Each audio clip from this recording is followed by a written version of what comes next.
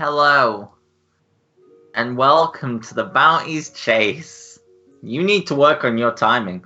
Welcome to the Bounties Chase, session 36. I am very excited to be here with all these beautiful people. Before we start, we're going to get through some announcements. So, I know I announced it last week, but just as a recap, next December 5th and December 7th, we'll be doing a two-part special Bounties Chase thing. We'll have the Bounties Chase special one-year anniversary stream on the 5th, which is Death in the Land of Beyond. And then on the 7th, we will have the Eve's Light Battle Royale. Now we have a couple more announcements. This Saturday, we have session 2 of Forest Through Fire. Yes, Simon. Yeah.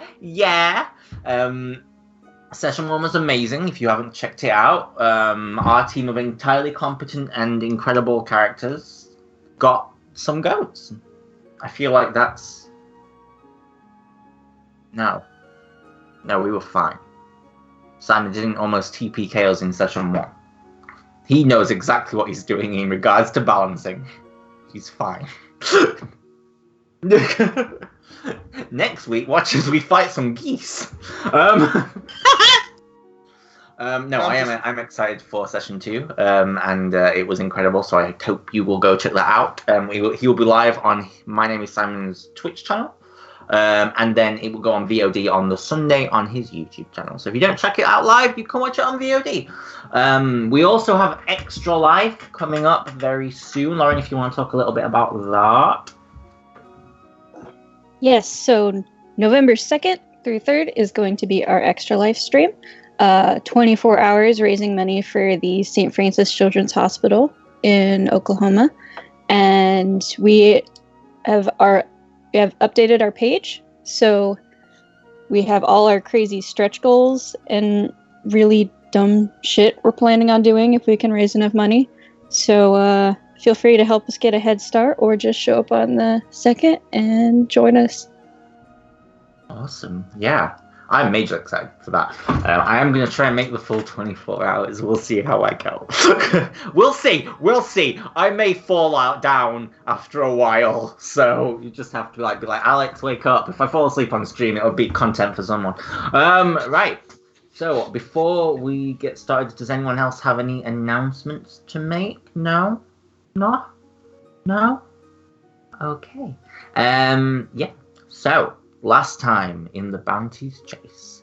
Awakening the following morning, Eve's Light rushed to find Raiden, who had indeed passed away during the dream quest they all went on together.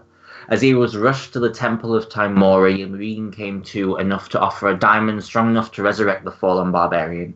But despite Jackson, Yano, and Melody's pleas, Raiden's soul did not return and he was reunited with his mother in the afterlife. As Melody vowed to avenge the fallen barbarian, Persephone saw an elven-looking red-haired male watching from afar, admitting he was a friend and he'd soon see them again.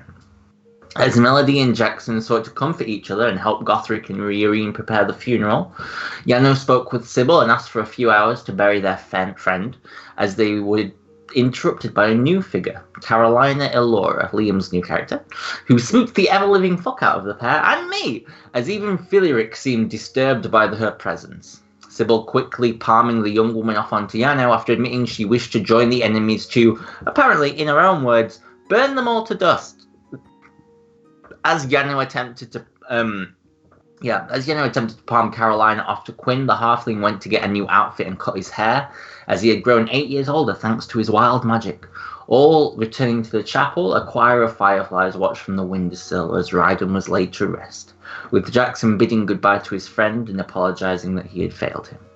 As the group returned to Sybil, Melody and Halson wished each other a goodbye, with Halson promising to catch up as soon as Urine was better and could make the journey, and Jackson buying something known as Mystic M's from Clipbit, the Goblin Black Market dealer in Weymouth. Heading north through the forest, Quinlan attempted to comfort Jackson through his loss, but Jackson wasn't particularly bothered, seemingly off and down. Quinn also applied the knowledge that Philiric was in fact dead, and that while he seemed good, he knew Jackson would want to keep an eye on it. As the group headed further north, with Carolina admitting to Melody that she could see Evangeline, and also quoting the man from under the grandfather tree in Aurora Salem, or perhaps he was quoting her. As the journey carried on, with Melody and Quinn discussing how they had each other, and the group finding seemingly the last of the frontier of the rising sun within the King's Forest, where a vicious battle took place which saw a demon killed by an unconscious Yano, thanks to Persephone's creepy ability, and the necromancer escaped to find another day. The group continued their journey north with a new bag of holding, seemingly, and a mysterious wand. And on the way to the town of Teallook came across an old face, now a purple dragon soldier on a toll bridge, as Marion Lapel, the mother of Kristoff, who the group hadn't seen in months. And that's where we left off. So I'm going to bring you guys into the adventure. As you stand on this bridge, it's getting to dusk. The evening sky is coming in, and you can see Teallook in the very far distance, probably half a day's travel from where you are. And Marion looks directly at you and says, "Get out of the way. They have a promise to keep." "Hello, Quinlan."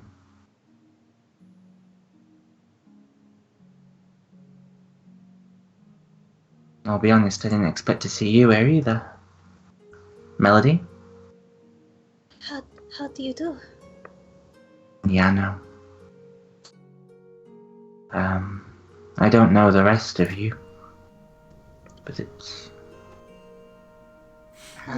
I'm Carolina. "Good for you." When did you join the Purple Dragons? Well, I had to get out of Arabelle because the Thieves Guild were everywhere, and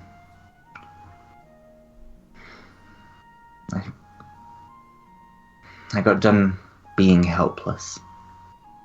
I told you to make a difference, and then decided I'd make one too. Here I am, making a difference, I think. Even if my knobhead of a friend here keeps trying to steal people's money. And you see one of the bigger blonde guards of...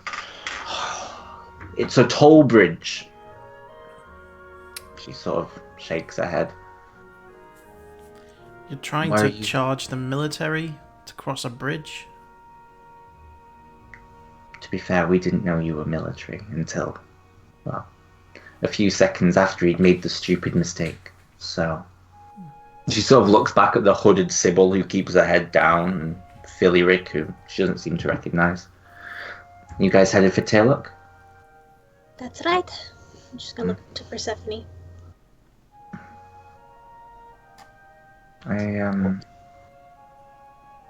No, hope you don't mind me asking, but is it true you're going to help with the war efforts?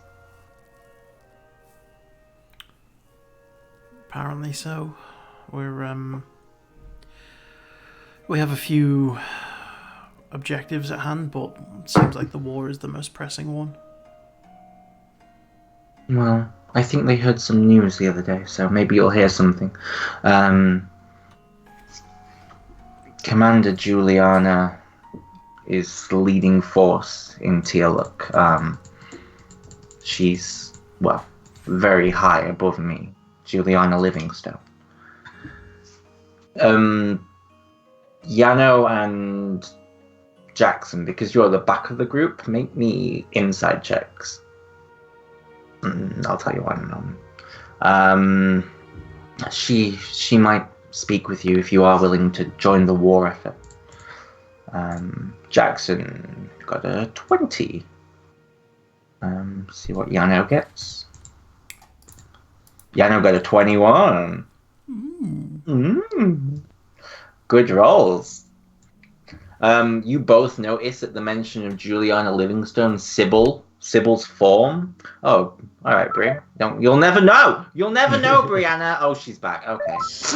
That sucked. No, you notice that at the mention of Juliana Livingstone, Sybil physically flinched, which is not a sight you see very often. But she kept her hood down. I'm not sure she's going to let you into Teallook, though. Even if she believes your claims, she's a hard woman to get past. I mean, we're not necessarily going to head directly to the front. We have a different target in mind, but... I know, but even getting to Teallook, we have some issues at the gates occasionally. I've got a feeling we'll get in. You can leave that part to us. Where are you going now? Well, we're going to camp here, and then we're going to make our way to Collingwood. There's been reports of fighting there from the frontier, so we want to check it out. Have you learned a lot in the last 4 months? I mean, it's not that much of time to really go from, living in Arabella's... 4 months, 6 days. 7 hours. Right. Maybe not 7 hours, but you know what I mean. Well, I'm glad that you're helping the cause. I'm doing it for him. Yeah, I know. Thank you, by the way, for keeping your promise. Well, it was the least I could do after I couldn't keep the first promise. Will you camp with us? I'm sure Urak here wouldn't mind giving you back any money he took from you. Did he take any money from you? No, nothing. Oh, good. And Urak sort of like nods. This is Michael and Zofia. You can camp with us tonight if you want. Sure. What time of day You don't is have it? to. It's approaching dusk. It's about half a day's travel to Teallook from here. You can see it in the distance, but it is still quite a trek. Oh, okay. I'm sure we won't mind. If everyone else is okay with that. Sybil just sort of, Yeah, let's do it. Sure. And you guys set up camp. Is there anything anyone wishes to do, to talk about, to do as you're sat around the campfire that night? As the evening comes in. If no one else wants to, at some point Melody would pull Quinn aside. Okay, so Melody... Not far, but... Melody pulls Quinn. What is Persephone doing?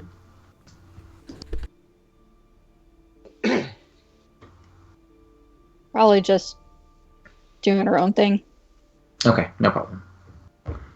Carolina, Jackson, Yano doing anything? Carolina is twirling her hair as she often does, and she's like gazing into the fire, obsessed. Jackson is probably at the fire also, but probably off by himself on the other side from where Caroline. Is it Carolina or Carolina? Carolina. On the opposite side of Carolina, also stared into the fire. I can wait for everybody to be done, but I think Yano is going to try and approach Jackson at some point. So, just as a note, Alex is frozen, so yeah. I think He Quinn, just says. Quinn is gonna try and have a quick word with Carolina as well, I think. And like the whole time, Melody is like avoiding Jackson's gaze angrily. Yeah, Jackson's avoiding hers as well. Probably for the best. I'm guessing that his computer has crashed. Has anybody got anything they'd like to plug at this point? What about the fandom reactions 13 Nights of Halloween? 13 Nights of Halloween, October 19th. Be there. We just filmed our crafts video, and holy fuck, we suck. But it was hilarious. Come watch. Alex said roleplay. Roleplay? Yeah. Okay. Yeah. So I'm guessing he's watching on his phone or something. I can't remember. Was Melody confronting Jackson like in front of all of us, or did they cut to the side? Oh Okay. no, it was definitely in front of everyone. I tried Okay. battling her too. I was like, Melody, wait. And Melody wanted to do her own thing. Ah, shit. Who wants to go first? If it's quick, you can. Quinn and Carolina can go first. It is kind of, but I need Alex. Oh, okay. Then I'll start then. Yeah, she'll kind of like scoot next to Quinn and kind of whisper so no one else can really hear. Collingwood. Isn't that where your dad is? He said he was fighting. He was thinking about fighting in the war front, but I didn't think it would go to his home. I mean, to be honest, when we were back there, fighting those soldiers, I'm sure I heard them say that they were the last of their company. So, it may be not going too well for them here. Maybe because your dad's fighting them. Okay. Are you Lots of worried? things. Yes, but also I'm worried about what's to come too. After Carolina did that, I told you she said the same thing under the grandfather tree.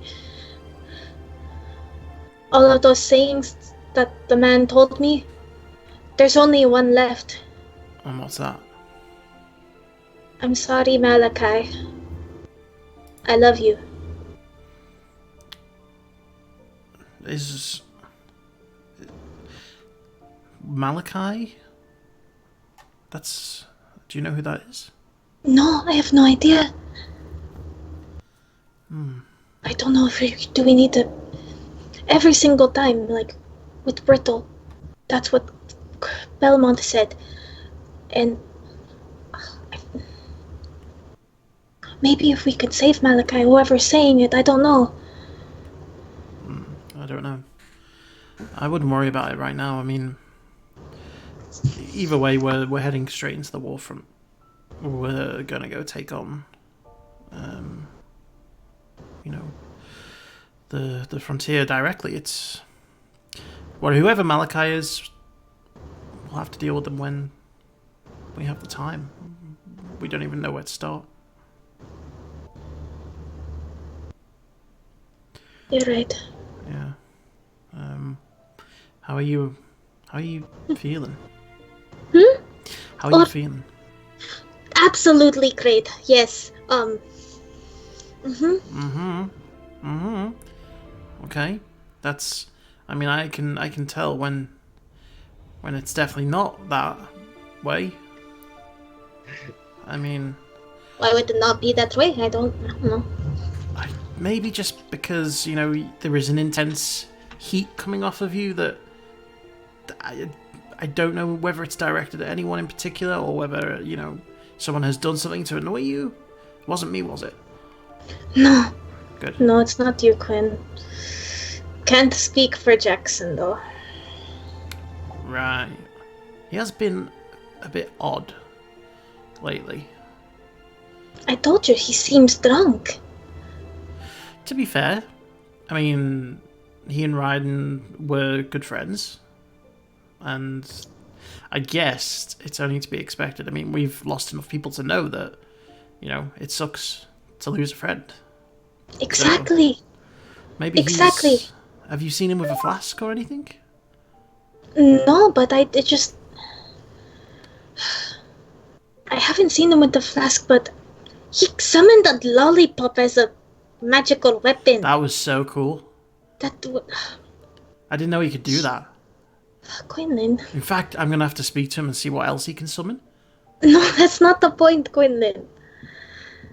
The fact is... What was the point? Oh, he was acting drunk. Okay. We need him present.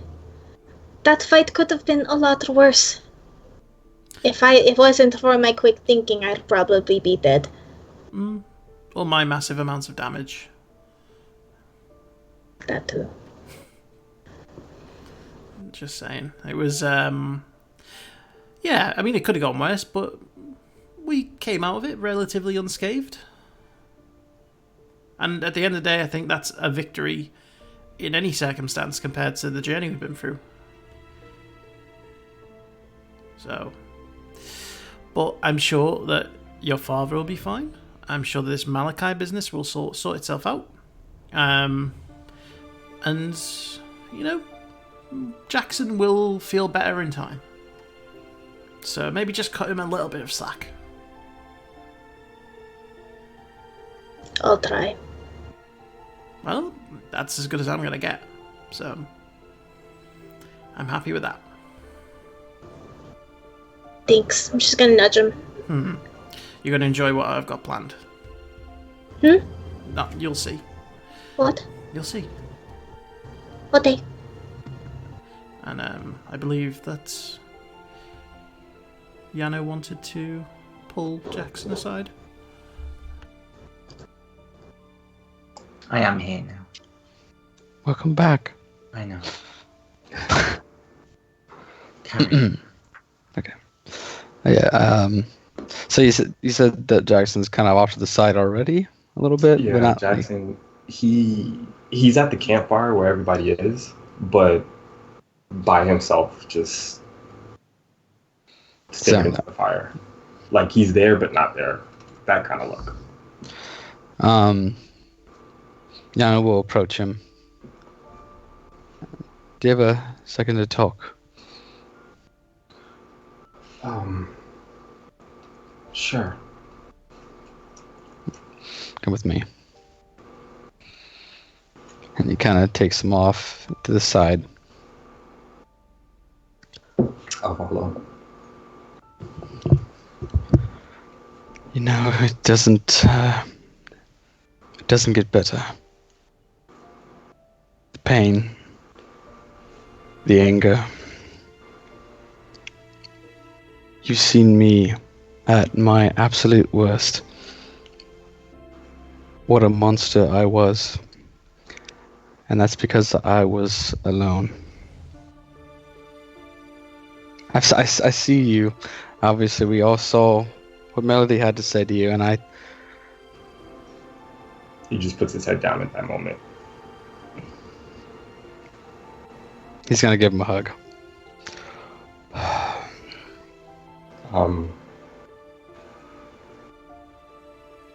Jackson will be shocked and he'll hesitate, but he'll embrace the hug. Jesus Christ.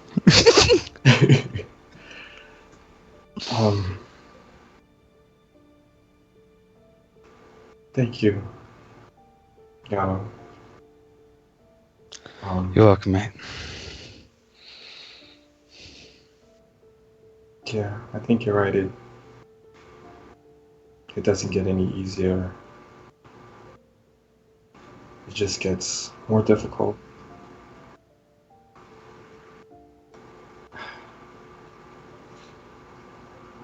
I don't know how you guys do it. It's because I learned to just accept it and understand that this is it. This is what we have, and we have to make the best of it we can. Because you can't go back.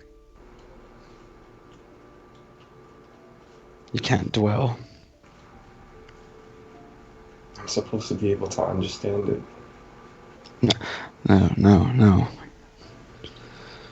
We're all still learning. We're not masters yet.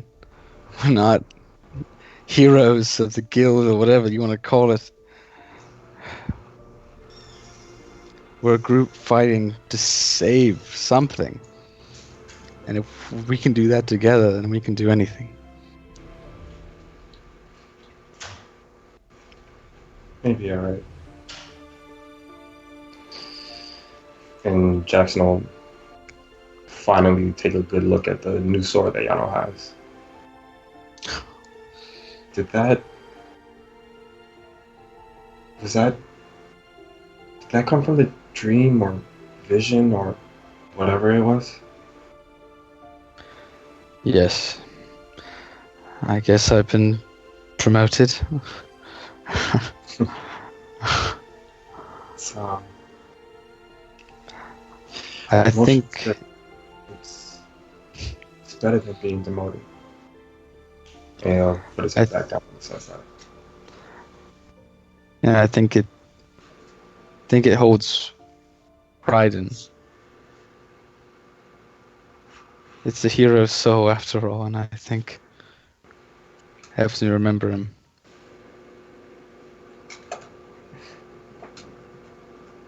No, come on, Mike. Let's go back to the fire.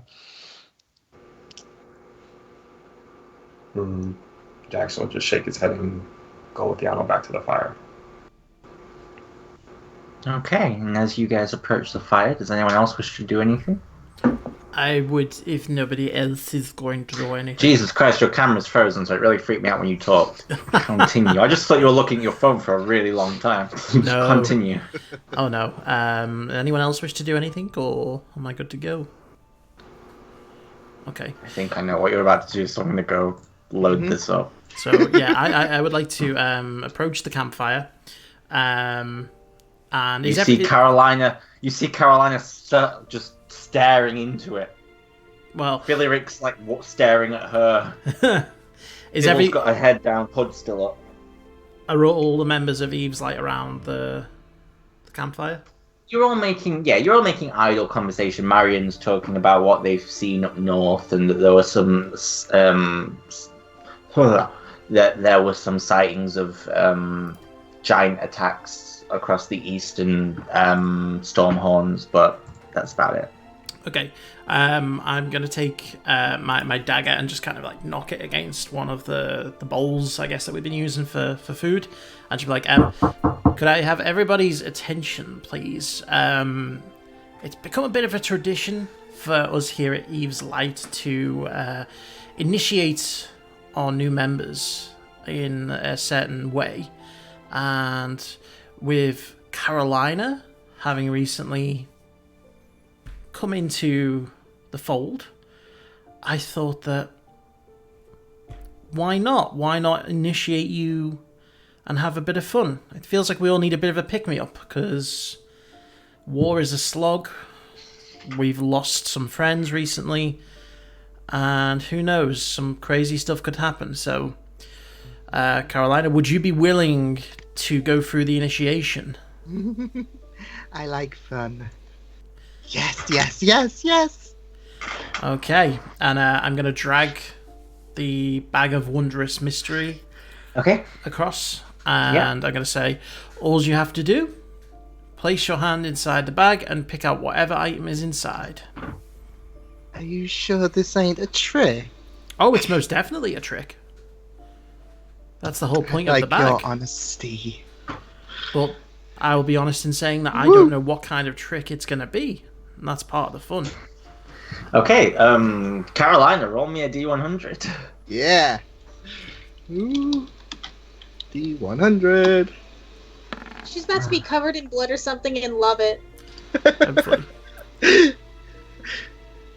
Oh no. Oh no. Oh no. Oh no. Last time was 27, this time's 26. You watch as out of the bag a small fly flies out. And then, Carolina, you feel as your hand becomes soggy and wet as you pull out a giant clump of horse manure. And they're just flying. Yep. Why is it, Liam? Your characters and shit are really. I know. It's real. There's a real reoccurrence here. It's good to know the bag still works. In fact, I think Ryden's the only character. Yeah, that Ryden hasn't is been the covered only in character. shit. Yeah, just maggots. Oh, that was very good. And then Mira. Mm-hmm. Yeah, that's what I was referring to. Yeah. Twice in a week. Well, Oh, it's a Dorian. I think fate has spoken. I do not know how to interpret this sign. But you are, I guess, technically one of us now. She's just staring as she wipes it on the ground. Yeah. Like, not phased. Okay. Normally this is fun because people react with horror, but to be honest, I think I'm more freaked out than you are right now. So I'm going to take my bag, and I'm going to go sit down. It is at that moment, exactly, when Carolina screams out in pain. As Carolina, you are flooded with a vision in your mind. Please don't make those noises.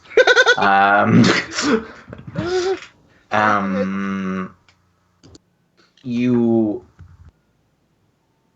see, you hear a scream. And your vision moves and you see a man. Can't see his face apart from the tell of a grin as he stands directly in the shadowed corner of a room. His eyes looking directly into the corner of the room as his... And you turn just in time to watch as Melody is dragged through a door and vanishes into darkness. And then you're back. No, my head. Breeze gone. My head hurts.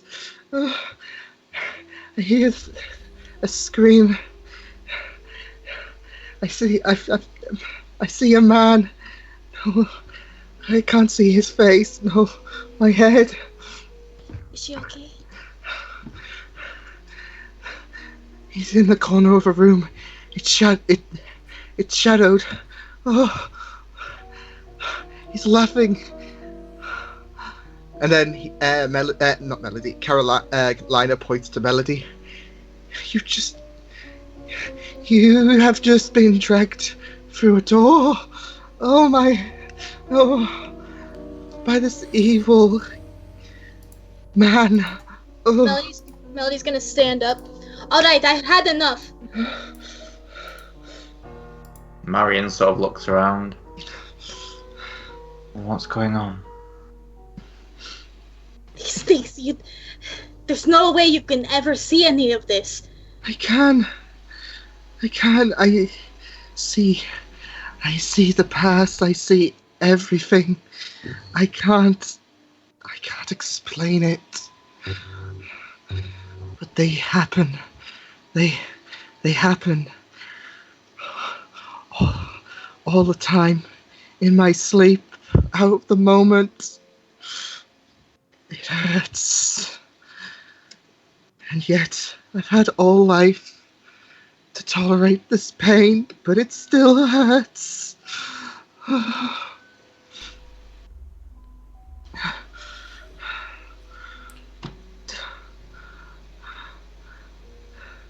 So you say you see the future?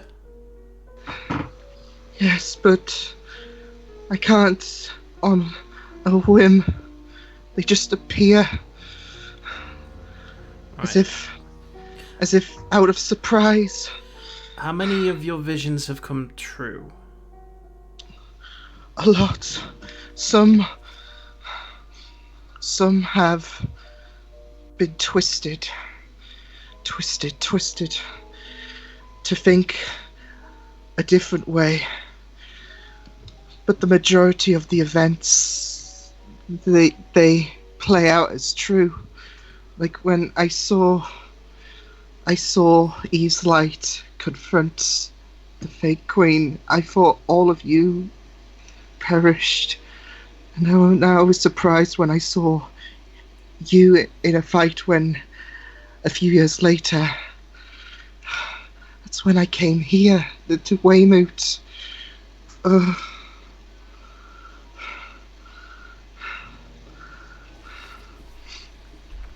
Did you just say a few years later? Yes. You saw us in a fight a few years later, or you saw this a few years ago, and then a few years later you came to find us? A few years late. Well, Well, I'd say months, because that wouldn't make sense. Yeah. In timeline, but a few months. I thought you all perished, and then I saw you fighting just around the time my family died. They all died.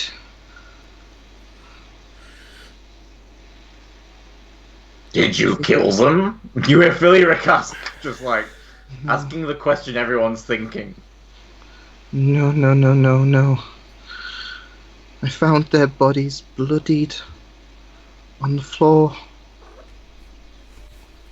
And it was It was a nightmare. Wait, are you saying the situation was a nightmare, or it was a nightmare that killed them? A nightmare. I don't know. It was nightmarish seeing their bodies, their innocent lives, snuffed out. Did you ever find out who did it? My head hasn't said anything to this day. Right. But I don't know. When did you start getting these visions? Is it after a bang on the head? I've had these visions as long as I can remember. All my life has been a constant tale of visions. Well, I'm not getting dragged through anything. She's gonna go take a walk. Okay. Does anyone else wish to do anything else as the night goes on? Could I speak to Sybil very quickly? Yes, she has kept her hood up the whole time, but yes, you can. Okay, I'll just kind of sit next to her and just okay. 2 questions. 1, is this whole Carolina thing a practical joke? I mean, she came with you. No. She didn't come with me. I met her at the exact same moment Yano met her. Right. Okay. So she has to join. So you don't know anything more about her than we do? No. Okay. Second question. Why have you got your hood up? Because everyone thinks I'm dead. Bar the people of Weymouth, and I've asked the Lord there to keep a closed lip on my resurrection for now. Is that because you don't want anyone on the other side knowing you're alive? Yes. Fair enough. Okay, well, I just thought I would ask and double check, because it seems like this Carolina is... she's a lot. You're a lot. No, that's a different level. I don't think you've met you. Oh. Quinlan. Mm-hmm. Commander Juliana Livingstone. The woman at Teallook, who is commanding the forces there. Yeah. Not my biggest fan. Okay. Well, I mean, just keep your hood up and I'm sure we'll be fine. She doesn't like me very much. Well, she thinks you're dead. She probably danced on my grave. Don't you technically outrank her? I do. Is that why she hates you? Yes. Okay.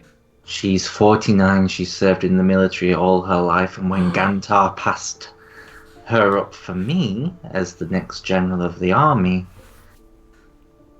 it didn't go down so well. And I had her moved to Teallook. Right, so she's here in the arse end of nowhere because of you. I mean, it's a great trade route. But not so much now that it's on fire. Then she should be thankful she's up here, fighting to defend our people. You know, I just had an idea. You know, like when a candle goes off on your head, and it's like, boom, idea? I just had one of those moments. As the general of the army, do you have the power to promote people? I do. What if, No. as a last act, Mm-mm. before you died, you promoted me to a rank above her?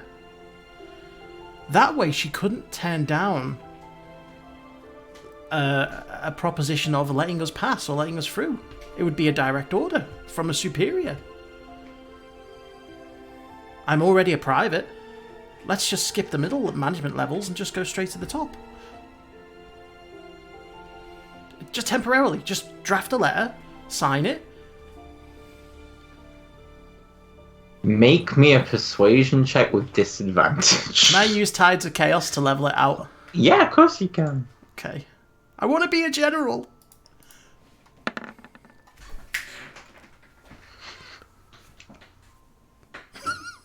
Please. It would just be temporary. I wouldn't abuse my power in any way, shape, or form. And we're probably all going to die in the next week, so what does it matter if I die as a private or a general or a clown? You're not going to be a general. Commander? You will be a commander. You'll be on her level. You'll be able to command all of the purple dragons. Okay. Except for lieutenants and generals and sergeants. Wait, but you will still have power. Commander is below a sergeant and a lieutenant? I don't know how it works, Simon. I'm making this shit up. So just go with... No. Alright, she doesn't say that. Fine. She says you'll be above arch commanders. It'll be below arch commander, but that's it. Okay. And general. But I'm the same level. Okay. And the King's Guard. Right. So, I just want to double check. But would it help if I looked the part?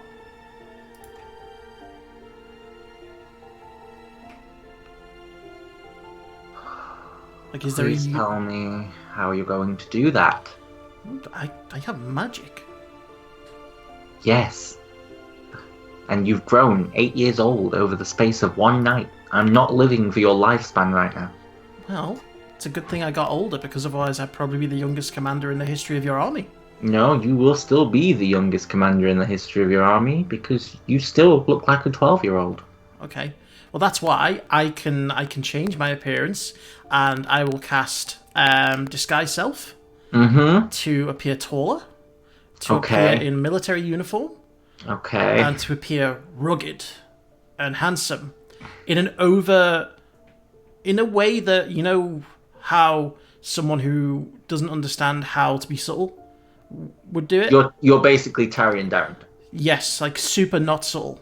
Okay, right. Okay. Like super polished armor, super strong cheekbones.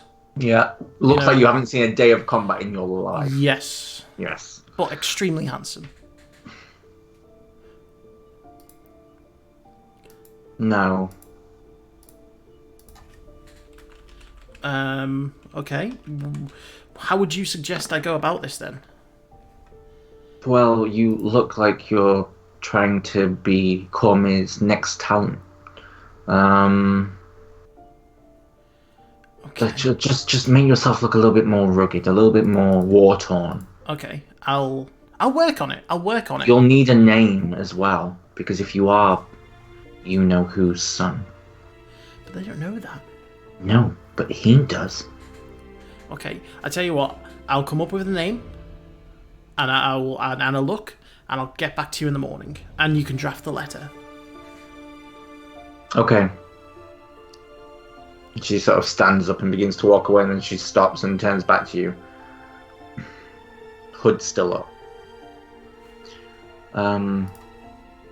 As for the name, I always thought Max was quite nice. And she turns and carries on walking. I don't like it.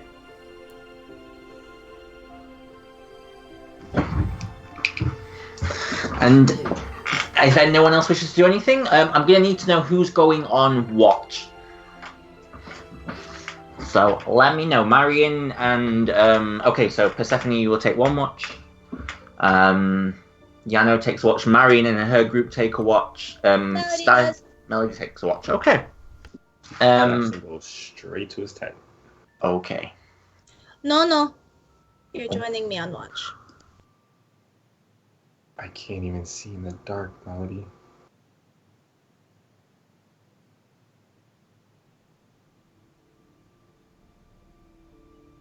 See you at midnight. Okay. You won't say anything. You'll join her. Okay. Persephone, as you take, we'll say, the last watch till dawn, the night has passed peacefully. You were passed by someone. You were a little way off the road, but you saw a cart and a horse going by. Looked to be purple dragon soldiers heading in the opposite direction, away from Teallook for whatever reason. But as you sit there, you begin to feel the warmth of the day come through, and you begin to feel a oddly warm breeze, and you start to notice that you're being watched. And you see, stepping out of the canopy, not that music. That's what you see. You see that, not that music. That is what you see. I've just put it on again. This one. Thank you. You see, stepping out, this figure.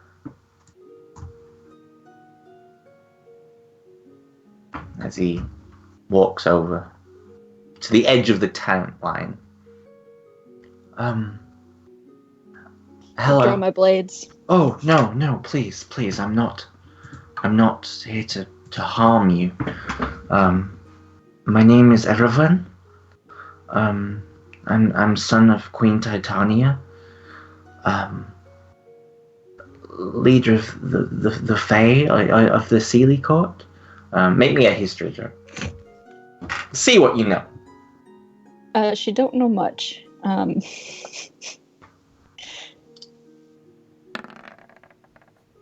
Okay, does. When looking into alchemy in the past, you gained a significant amount of knowledge on the Sealy Courts and the Unsealy Court. And the Sealy Court is ruled by the Queen Titania, Queen Titania of the Summer Court, which presides over the whole of the Sealy Court and is then divided into different regions.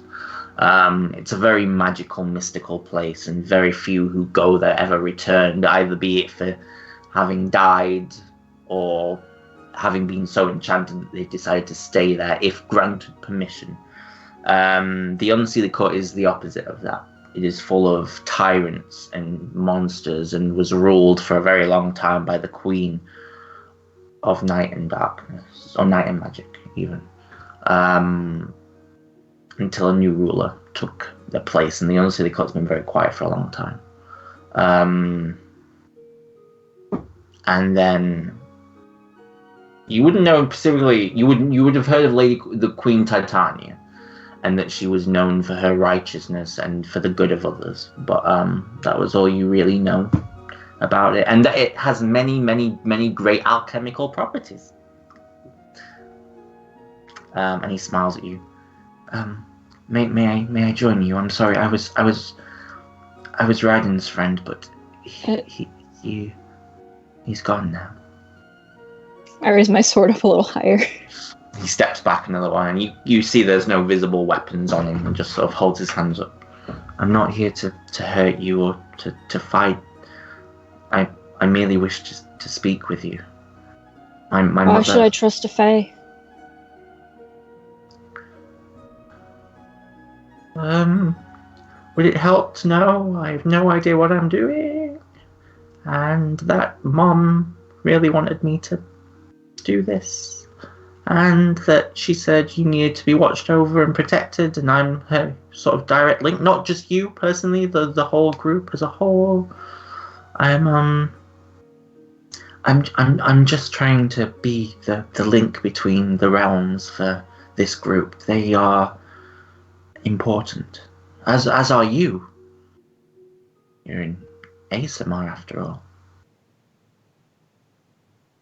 Full in ASMR. Things that fall rise eventually.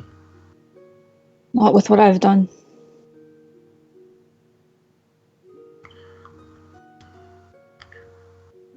if it helps, I think that when your wings come out, they look very nice. Slasher, you'll get you nowhere. It's all I've got.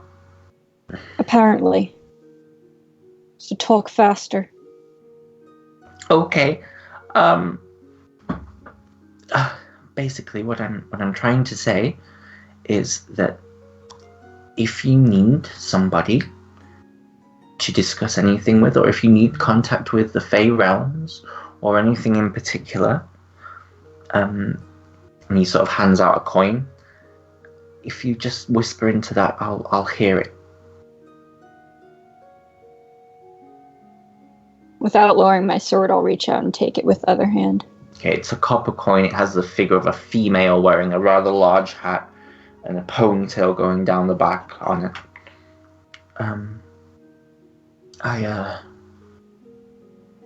I think that we could be good friends. I hope. No?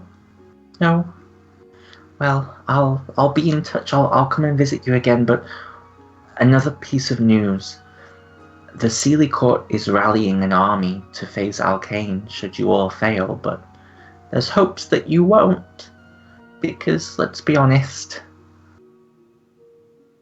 it's well, I doubt it'll help us.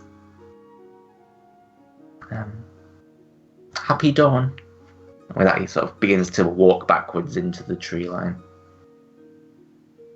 And eventually fades out of view. And as morning comes, you all awaken. Does anyone wish to do anything? I do, but I will let other people go first if anyone wants to do anything. Yeah, same. She wanted to do something while on watch. Oh, Melody? Oh, Yeah. Sorry. Yeah, you did. Yeah, No, I no, but it's okay if anyone else wants to. Does anyone wish to do anything through the night? Nope, not through the night. Okay. Melody, Jackson, go ahead. Jackson is just kind of sitting down, a little twitchy, staring into the fire. Occasionally, scratch his neck, twitching his leg, stuff like that. Okay. And his hood is up, staring into the fire. She's sitting across from him with her hand, like her arms are folded. So, I'm not the best at apologies. He'll look up at her.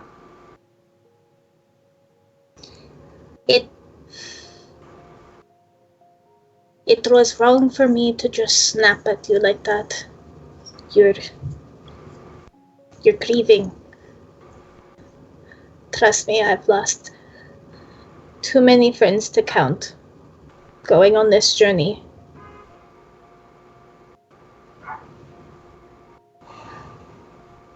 I know you have. You two were the closest. I know it probably hurts a lot.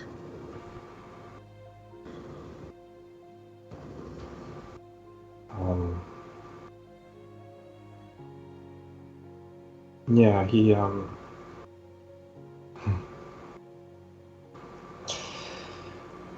there's only a few days difference, but I met him first. Mm-hmm. But you don't have to apologize. I deserved it. You don't deserve to get yelled at like that. I'm sorry. I have to keep that. I'm gonna try to keep that in check. My emotions just... Look. I lost some... Like I said, I lost more friends than I can count while on this journey. Some closer than others.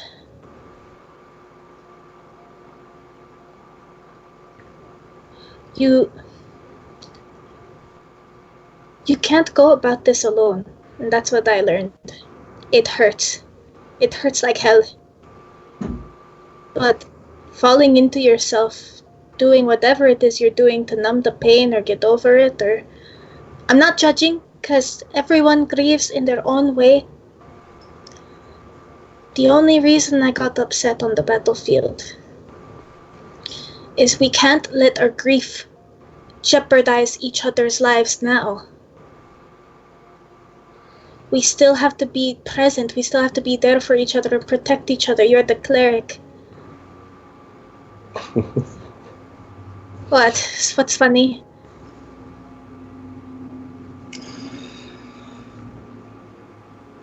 I am the cleric.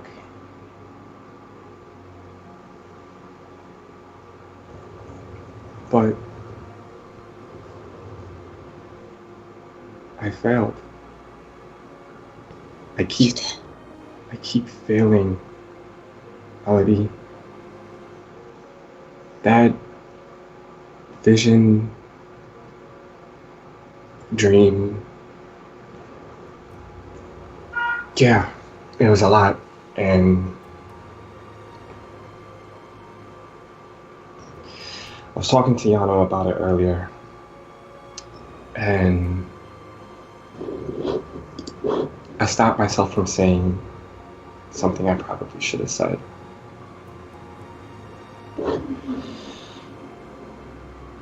You, Yano, and Quinn, I don't know how you guys do it. The three of you, it's not hard to figure out that everybody that we saw were past members of the group. Everyone that the three of you have ever lost. You all faced them and looked at them, and when it was all said and done, you kept moving forward. You kept your eye on the mission and what we're supposed to be doing. And Jackson will start crying. And he said, I'm not as strong as the three of you. I feel stuck because, yes, I'm the cleric. I'm supposed to heal you when you get hurt and bring you to life if you die. And the only thing that dream made me realize was how much I failed. Nyx, Fire, Florian, Sammy, and now Raiden. I never told you guys any of this, but when I died, my god, Sehanine, she all but told me that she lost faith in me because of the mistake that I made praying to Sarenrae. And maybe she was right.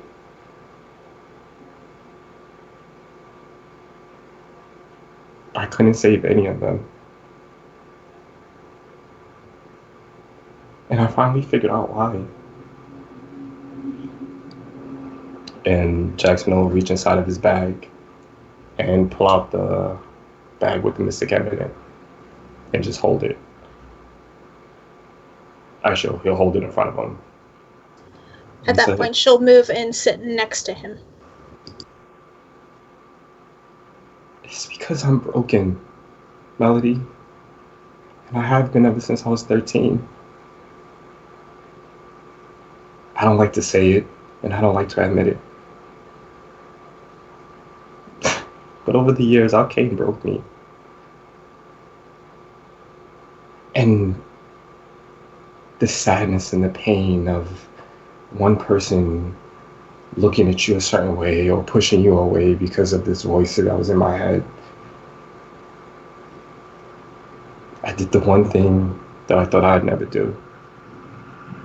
And I started taking these. And I'll, rattle the bag. And I was on them for a while. A little over a year, maybe a year and a half. So, feeling like this failure, I turned to the one thing that I knew without any doubt would dull the pain and would stop me from feeling like this.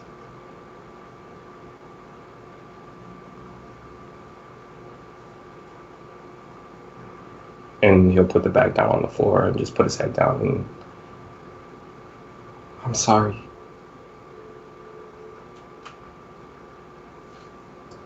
Melody's gonna scoot closer and put her arm around his, kind of bring him in and rub in little circles.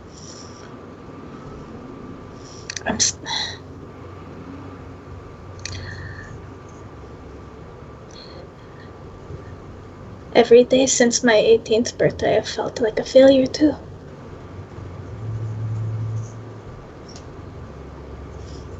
"9,000 people killed. Losing people left and right, friends, close friends, people I will never get the chance to know how much I care for them. It was hard in that dream to face all of the people I've lost, to constantly be reminded of the mistakes I've made. It hurts like hell, but I made it through it because I had everyone with me. Yano, Persephone now, you, Quinn, and even Raiden.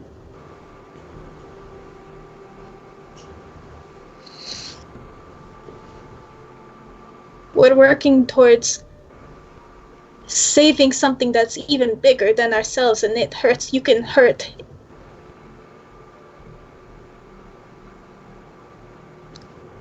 But Sehanin believes in you now, yes? You have your powers. I do. And we believe in you.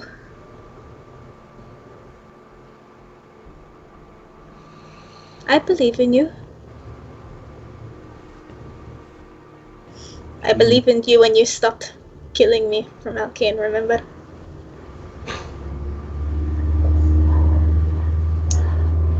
Yeah, that's it's a weird sounding bird.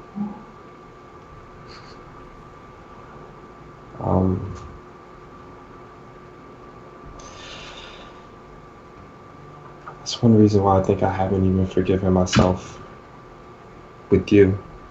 And he'll turn and look at her. You mentioned constantly being reminded.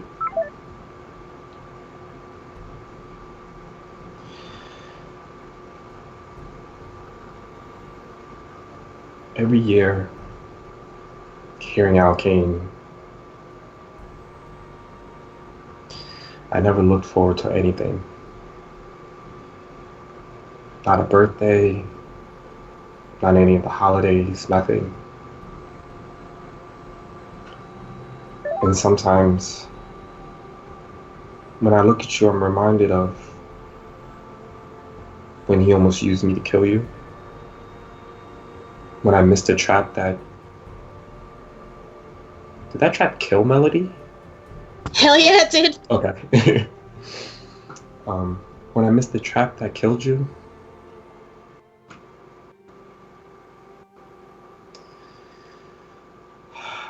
forgiveness is hard, but Yano said something to me that registered. He told me that we're not all masters, and that mistakes will happen.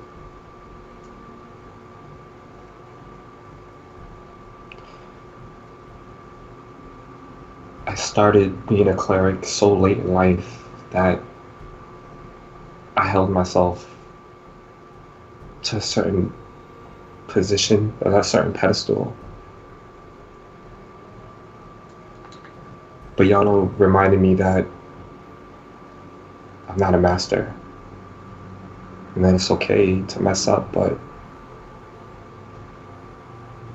it's going to hurt. And I just didn't know how to deal with the pain other than to dull it.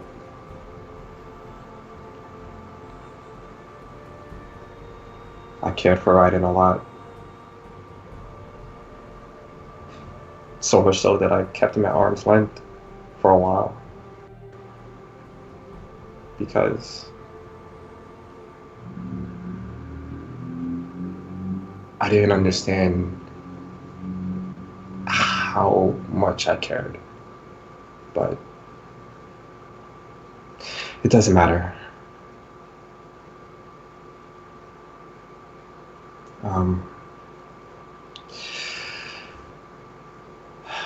And he'll slowly push the bag towards Melody.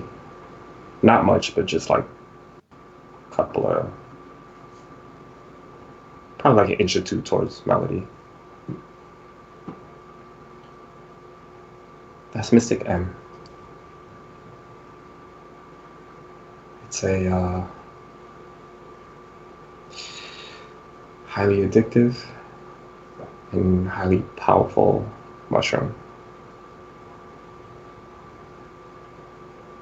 And it does its job very, very well.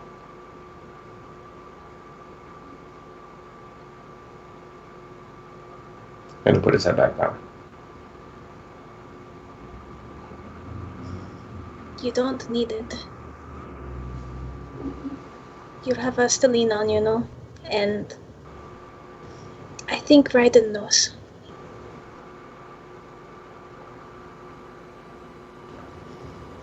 Can I toss it in the fire? If that's what you do. I Take look like a to high off of the fumes. The whole camp. Oh no.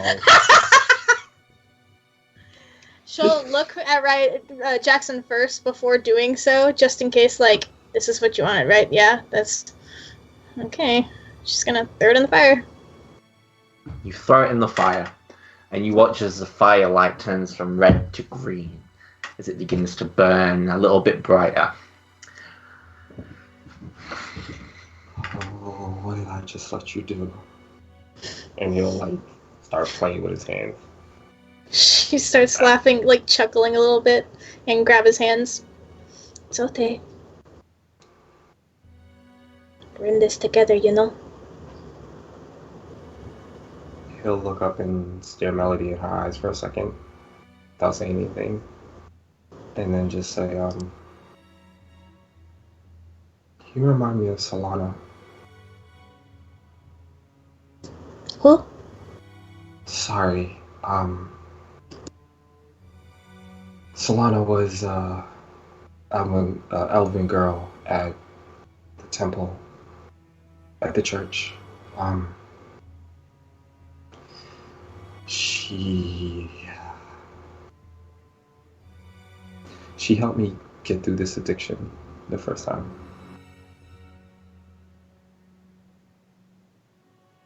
So I think the two of you would get along. She's gonna move her hands and just stare at the fire. You're not alone anymore. And she's gonna keep staring the rest of her watch. Jackson will kind of lean forward and just put his hands on the back of his head, just like, oh, what did I do? What did I do? What did I do? Like that. And stare into the fire. Okay. And eventually the firelight goes back from green to red, and you all awaken as the morning comes. What would people like to do? I have some stuff, but does anybody else have anything? No? Okay. Shortly after breakfast, does General Sybil have her own tent, or how is the sleeping? She does, yeah. She has her own tent, and Phillyrick has been laying outside the front of it. Okay. Is she still inside?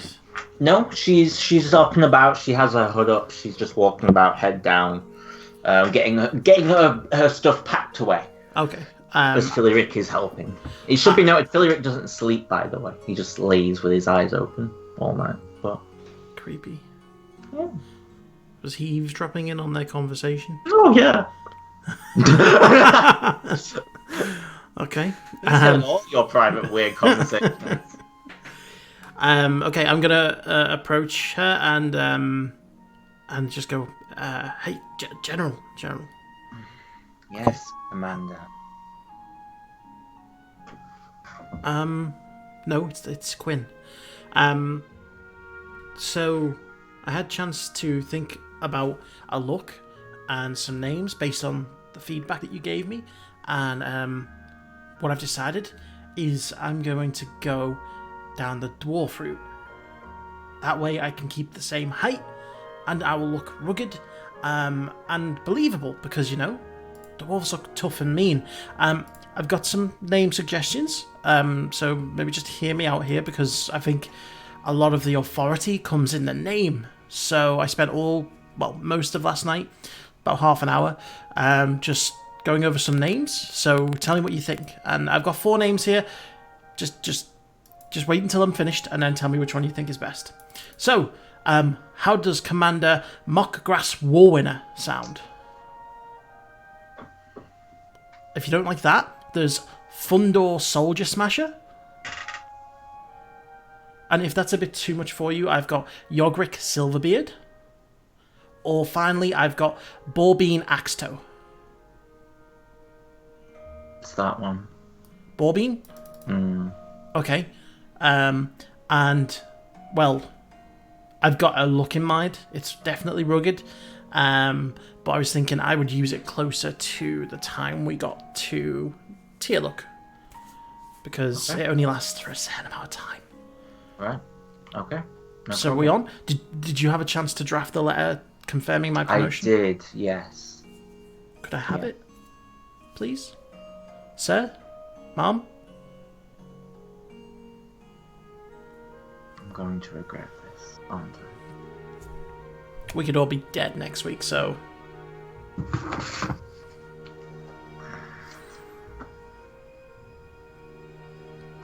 She hands you the letter. Yes. And I read through it. And does it say I'm officially a commander? It officially crowns you as a commander of the 89th Secret Shadow Legion. Wow. Secret Shadow Legion? Yes. That's awesome. I know. Okay. So, I'll keep hold of this. And then we shouldn't have any problems getting through Teallook. You'll only be on her level. Don't expect any favors, especially if she hasn't heard of you. You're going to need a good game. Have you met me? I've got the best game. I convinced you to make me a commander. Philiric. Yeah? Okay, I'm going. If he fucks up, kill him. Okay. I'm going. Thank With that, you. Philiric just sort of stares at you. Philiric. Do you have a rank? Yes. What's your rank? None of your fucking business. You're speaking to a commander. And you're speaking to a dead guy. Bite me. Good point. Mm-hmm. You win this round. Yeah, well, I've dealt with halflings like you before. You're all little assholes. But that's what makes us so lovable. Whatever. I'm gonna go. Bye. Bye, little one. Seriously, can I kill him? Not yet. Does anyone else wish to do anything as time goes on? At some point, I'm gonna grab Quinn. Okay. Yeah, as you're all getting ready, as the camp is sort of breaking up and Marion's getting her group ready and everything, you come up and you just pick Quinn up and just no, joking. No, joking. You head over to Quinlan. Quinn. Oh, hi. Hi. How you doing? You're good at arcane things, right? I'm okay. I have some skill. Can you tell me what this does? And I'll hold up the coin. Ooh. What? Make me an Arcana check. Oh, by the way, you still have that wand. I don't know if you wanted to check that over. Yeah, probably. Is that going to be like a 10-minute identify thing, or No, it would have have been. You'd have done it over the long rest. Okay, I will have done that then. Okay, so make me an Arcana check first for the ring. Okay, for the ring. Okay. You don't really know. It seems to have some kind of magical property that suggests it is able. Some of the ruins are the same, like a ascending stone, but it varies. Is this the coin? Sorry. Yes, the coin. Yeah. Right. Okay. I don't know exactly what it is. I mean, this is way beyond anything I've ever seen. Could be used to send messages. I'm not sure. Where'd you get it? Well, I need to tell the whole group, but Faye approached me on my watch last night. Really? And he gave you this coin? Yes. Did he say Said what? if I whispered into it, I could contact him. Right. That kind of matches up with some of what I'm detecting, I guess. So he was half telling the truth, maybe? But are you sure he was trustworthy? No, that's why I wanted you to take a look. You See can if make me a there's anything. retroactive insights check if you want. If just because you didn't do it in the conversation, I really feel like perception. I feel like that's kind of in her nature. Oh. He was telling the truth as honest as you could be, you know. Best as you can tell. I'll hand her the coin back and just say, well, I mean, I don't think it's dangerous, but I'm still relatively inexperienced with magic, so who knows? But it definitely seems like you'd be able to contact him at least. Mm. Yeah. Did he say why you needed to contact him, or? Just if we ever needed help. That's odd. I'll explain more with the whole group. Yeah, but yeah. Okay. Well, sorry I couldn't give you a firm answer. It's fine. It's better than I could have done. Okay. Well, I'll see you during the group meeting. I'm just reading this letter, sorry. And I'll walk over towards my tent. Okay. Do you want me to make the Arcana roll for the wand? Well, what we're going to do is, because, okay, I've decided that this is going to be a lot more fun, right?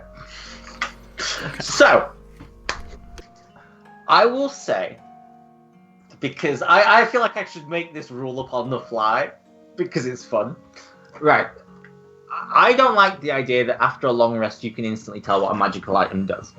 So, I'm going to say after a long rest, you can check over an item and gain advantage on an Arcana check for it, or a short rest gives you a straight roll.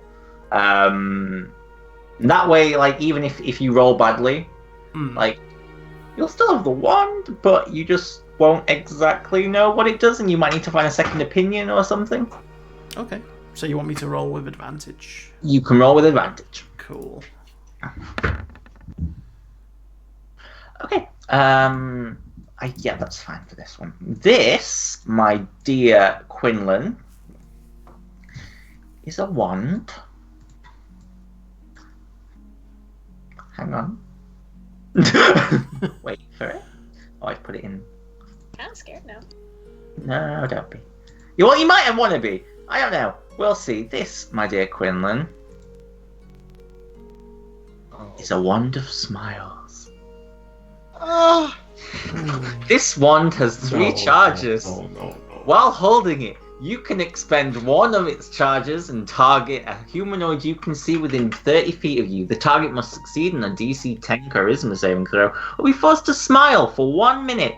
The wand regains all expended charges daily at dawn. If you expect the wand's last charge, roll a d20. On a 1, the wand transforms into a wand of scowls. As a note, if you are hit with this wand of smiles, I expect you to smile for a minute. my dear players. If I hit an NPC, do you have to smile for a minute? Yes, I do. Philly Rick. So, like, Damn it. so like, if Ryden was still alive, how would that increase his smile? Like, Like, Raiden would have gained like advantage on like rage saving throws or something. Yeah, I'm gonna try and subtly cast it on Philly Rick Okay. without being seen. You will make a charisma save. Well, make me a sleight of hand check against his passive perception. Let me see what it is. And if anyone else, where are you doing this? In the camp? Yeah, so I'm just gonna be over kind of by my tent and having like just pulled out the wand and just looking over, seeing him still stood by Sybil. I'll just kind of mutter under my breath and try and cast. Okay, let me make a charisma saving throw for Philly. Oh my god. Jesus. you watch as Philly goes. no. What's happening? Help! Someone help me! Sybil! What are you doing? I don't know! Just gonna sit down and put the wand in my pocket.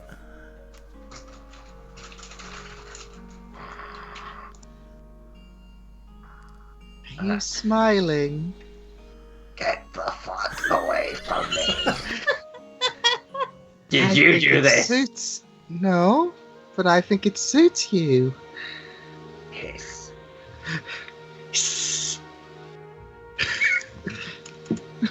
Ah, Really quick, like this will only take 2 seconds. Melody wants to go up to Carolina. okay, yeah, Philip walks away, like, just heads off. as She you just approach. yeah. So what exactly did you see? It was in a room, and there's a person, and I was dragged. Like what was it? I couldn't see his face, just a grin. And No, all but I what heard is it? What I was didn't know it? what words were.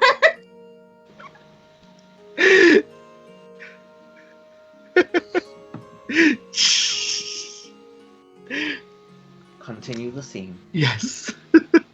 I just saw an unknown face, just I could see his smile, grinning, and then you got pulled through. Pulled through what? You just got pulled through into a door. It was very, very vague, but it was a dark room. Was there anything in the room that could identify, like, so for example, like later on, I don't know, if I go into a room and I see these certain lamp and I'm like, oh no, not getting dragged through there. Would Carolina Make me an intelligence check. Ooh, where's my thing at? Please, I really need your help, and I'm gonna give him Bardic Inspiration. Okay. Hey! This is a high DC. Oh. Yeah. Well, I could try. I mean, I guess you can use Bardic Inspiration. I know. Oh, you!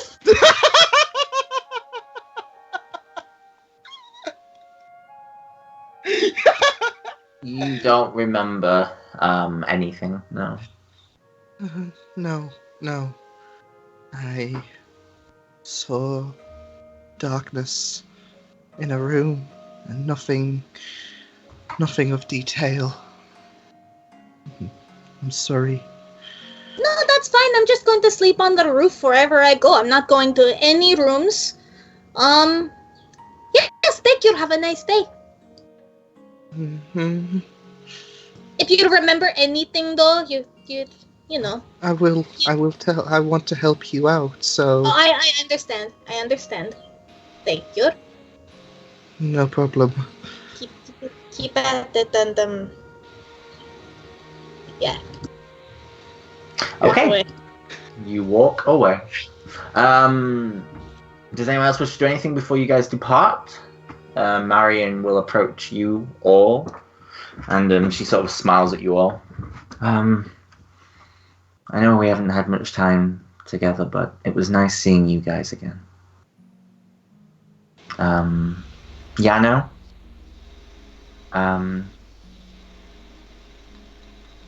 Thank you for Yes. keeping him alive. And she nods to Quinn. Means a lot.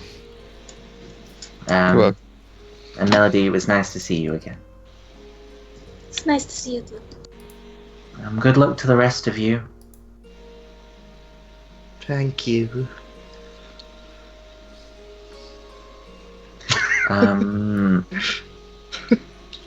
Quinn, Yeah, can I borrow you for a moment? sure. I'll head over. She sort of moves away slightly. She smiles at you.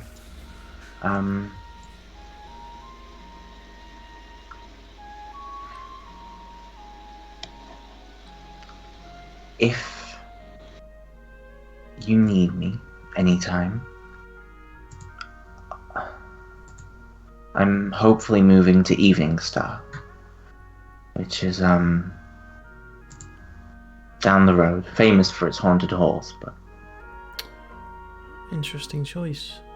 well, it's near home, but not near enough for the Thieves Guild to find me. Well, I hope you manage to settle down there, and hopefully the war doesn't reach you there. Well, if it does, I guess I'll be able to help out in some way.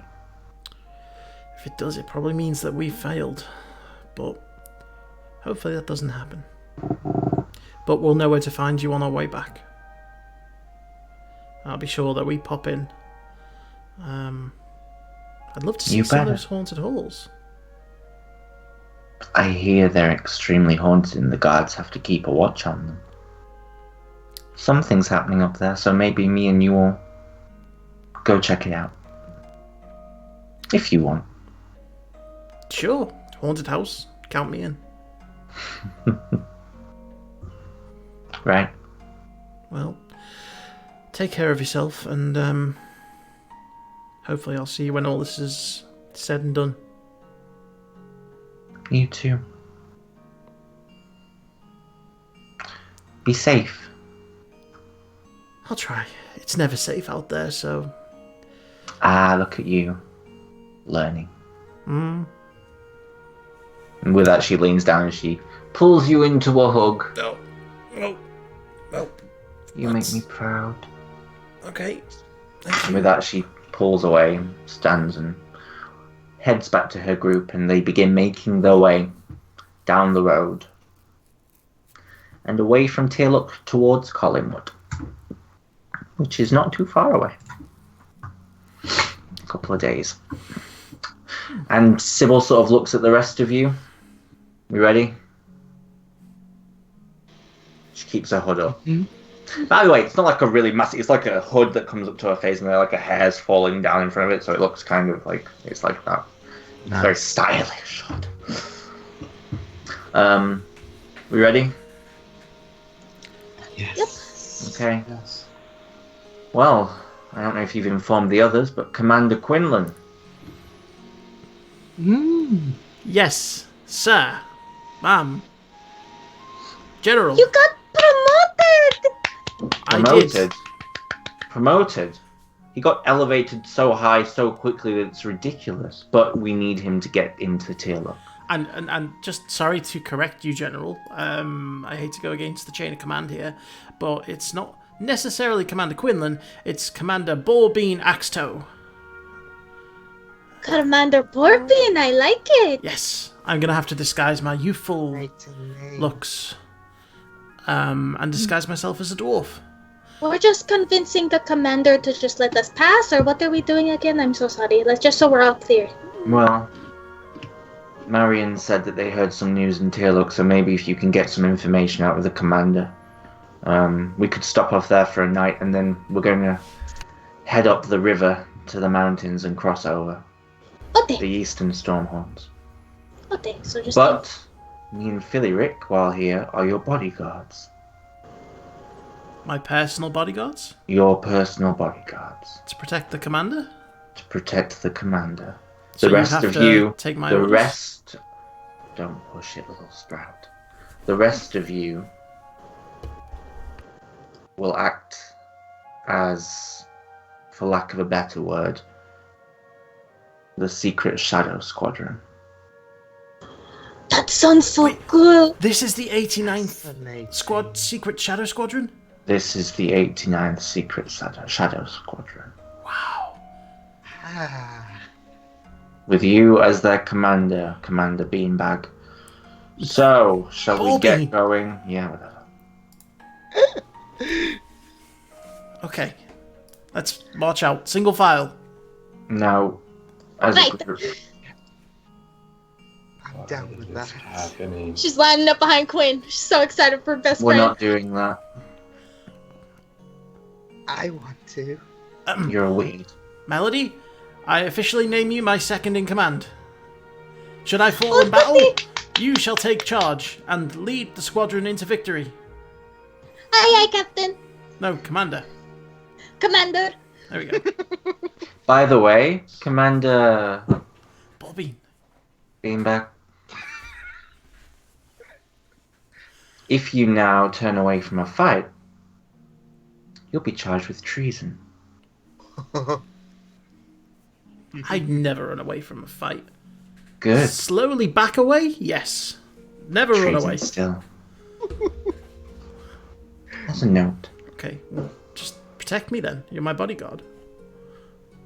Watch it. Yes, sir. Good. Get moving. Yes, And sir. with that, you all begin to walk down the road to Teallook. And it's roughly half a day's travel. But eventually, as you head down... Oh? As we're walking, I'll tell them about the Fae Okay. that I met. I can't, for the life of me, remember his name or even know how to spell it. So, I will spell it for you. It was Everwan. Evervan. yeah. Yeah, it's okay, Lauren. It just took me ages to come up with that name, but fine. Just say yeah. No one appreciates the creators anymore. So this Fae, Evan, came to visit me last night.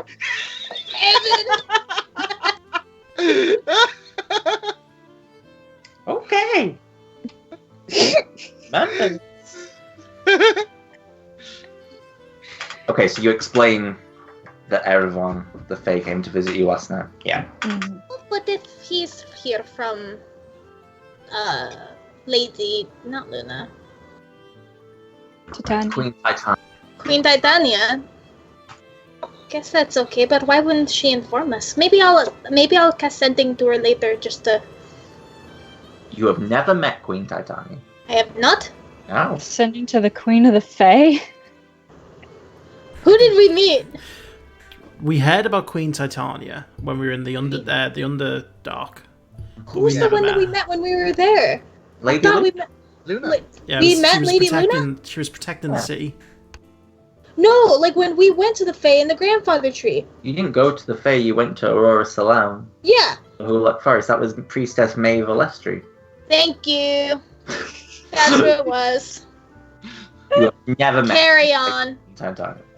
All right. I'm second in command. And you're meant to be the one who takes notes. Anyway, moving on. As you guys make your way towards Teallook, you see a fairly well-sized town. Large stone walls facilitate on the banks of a river that washes all the way. Well, it runs down the mountain of the Eastern Stormhorns. It's seen better days, this town, especially with the recent war, and you can make out some scorch marks from what look like skirmishers that have ventured this far east. And as you approach, you see multiple archers lining upon the walls, upon the parapets, and what appears to be a couple of soldiers stood by the gates and then above, on the parapet above the gate, where there are multiple walls and guard towers all looking down over you and over the mountains for any oncoming attacks. And what do you guys want to do? You're probably about 200 feet from the gate. They've definitely seen you. And they can't really make you out from this distance, but they can see your figures. I would have, just before we came into view, I would have used Disguise Self to disguise myself as a dwarf of the same height. Yeah. With a ornate helmet, with long brown beard, and just gruff features, thick armor, quite stout. Yeah, okay, no problem. And you guys approach the gate. Sybil and Philip keep back, hoods up. Commander Fortbean, you look great. Thank you. I guess do I have to do the talking here? Yes, you're the commander. You're the commander. Okay. How do dwarves sound again? Deep and grospy. I don't know. Okay. I'll remember that. Okay. And you approach and you see one of the guards steps forward down in front of the gate while two archers sort of pull out arrows from above. Who goes there? What's your business? Good day. I am Commander Porbean Axetoe of the 89th Super Shadow Squadron. Was that right? Was that the name? It was Secret Shadow Squadron. Secret Shadow Squadron. We've come to help out at the front line, and we were hoping that we'd be able to rest up here in Teallook. So one of the guards looks to another, looks up. Fetch Commander Livingston. And after a few moments, one of the guards runs off, and you hear a horn being sounded. It seems like this, from what you can hear behind the town walls, it seems like it's pretty active, but they're running a very tight border of who's getting in and who's getting out, basically. And after a few moments, you see a very tall woman with short blonde hair approach on top of the gates, and she must be getting to about 6'2". She's a half elf, and she looks down at you all,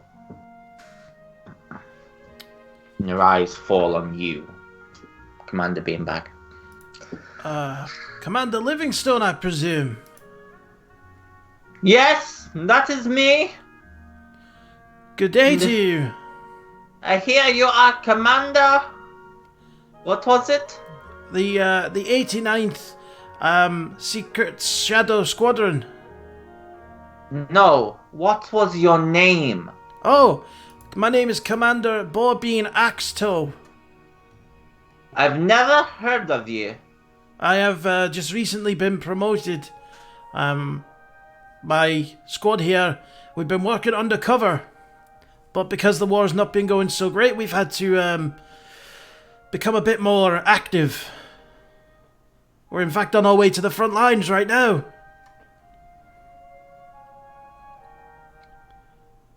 You may walk around Teallook. Well, we were kind of hoping that we'd be able to rest up a little bit within your walls. Make me a persuasion check. Okay, I'm gonna use Tides of Chaos because I've not used it today. Okay.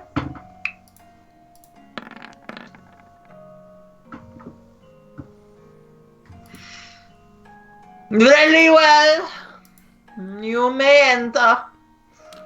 Open the gates. I will escort you personally to the Lord and Lady's chambers. You have my gratitude, Commander. And you have mine. We Commander. shall not bother you too much. We shall only stay a short while and head on and smash the enemy. I do believe that very much, Commander. I just kind of lean over to Quinn. I'm like, quit while your head. Shut up, I'm on the roll here. Right, With that, squadron, on we go inside the town. And as the gates open, you see inside not a bustling by any means, but quite an active town view. As you walk in, you see that this area is sort of courtyarded off, and then it runs away into different streets that head down to different parts of the town. And Commander Livingston comes down, and she nods to you, and the height difference is quite noticeable. It's like when me and Bree were in London. And we took that picture, and Bree's up to here, and she looks down at you. Well, if you would follow me, the Lord and Lady's townhouse is this way, and it's where we have been using as a base of operations. Okay, you heard the lady? No, you did not hear the lady. The lady is dead, as is the Lord. They were killed in the first skirmish. Oh, well, that sucks. Their house was blown up by a goblin running with dynamite. That seems awfully peculiar. Yes, it was. It was very peculiar. So you just said you were going to take us to the Lords and Ladies' chamber, but you just then said that the house blew up. It did. This way. And with that, she continues walking. And you see a few of the people of the town come out and look at you, and you see one woman who's sort of like stroking a badger, and she just walks back inside. And you head off, and you come to what looked to have been a very nice Lord and Lady's townhouse until it was blown the shit. All the windows are gone. Half of the house is crumbled away, but some of it is still there. And you can see where the windows are being boarded up. And it is the least expensive house now in the town, so we use it as a base of operations. And with that, she sort of pushes open the door, and a bit of soot flies off the handle. As you see inside, a couple more soldiers sort of look up at you and nod.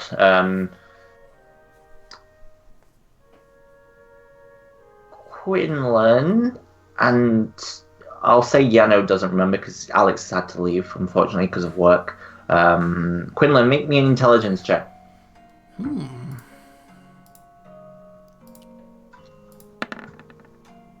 Okay, very good. You see... 2 seconds, sorry guys. Yeah. You see a half-elf man. Probably in his 60s or so, maybe 70s. And there you see, dressed in full plate armor, another commander. Commander Daxio. A commander you saw in the first session of this game. Or the second. Maybe, no, it was the second session. Who sort of looks up at you all. Yano? Is that... In fact, I'm going to say he doesn't recognize Yano, because it's been a long time. And Alex isn't here to play off, so I'll just say he just sort of looks up.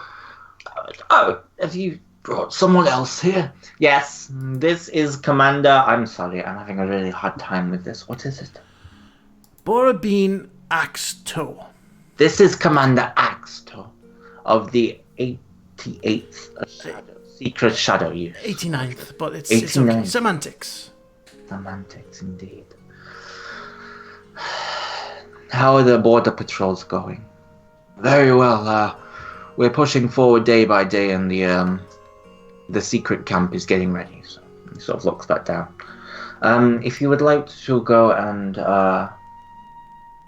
get set up, we will be done here shortly, and I will come and speak with you. Absolutely. I don't believe that I've been introduced to the commander here. This is Commander Daxio. Commander Daxio from you. I think I've heard your name from Hillmarch.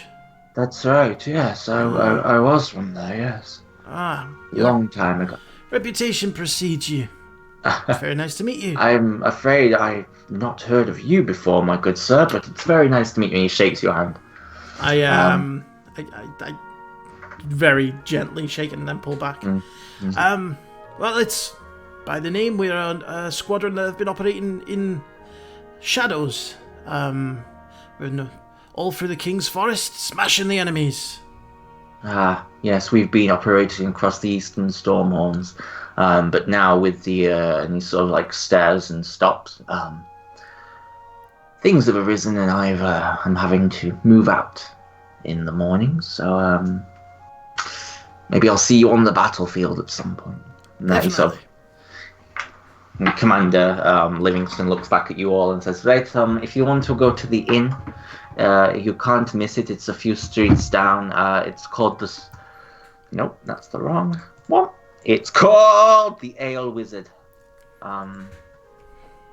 Human man Chad runs it. You can get drinks there and get yourself settled. Fantastic. Thank you very much for your hospitality. Yes. With that, she turns around and begins talking in kind of hushed whispers to Commander Daxio. Right, troops. On the march. There's a pint of ale in it for you all. And with that, you guys make your way out of the tavern, out of the Lord and Lady's home, and head back towards the wizard, the Ale Wizard. As you get there, you see a one-story, very kind of squat and small. She's kind of sent you to the... You're at the shit tavern. This is a dive bar.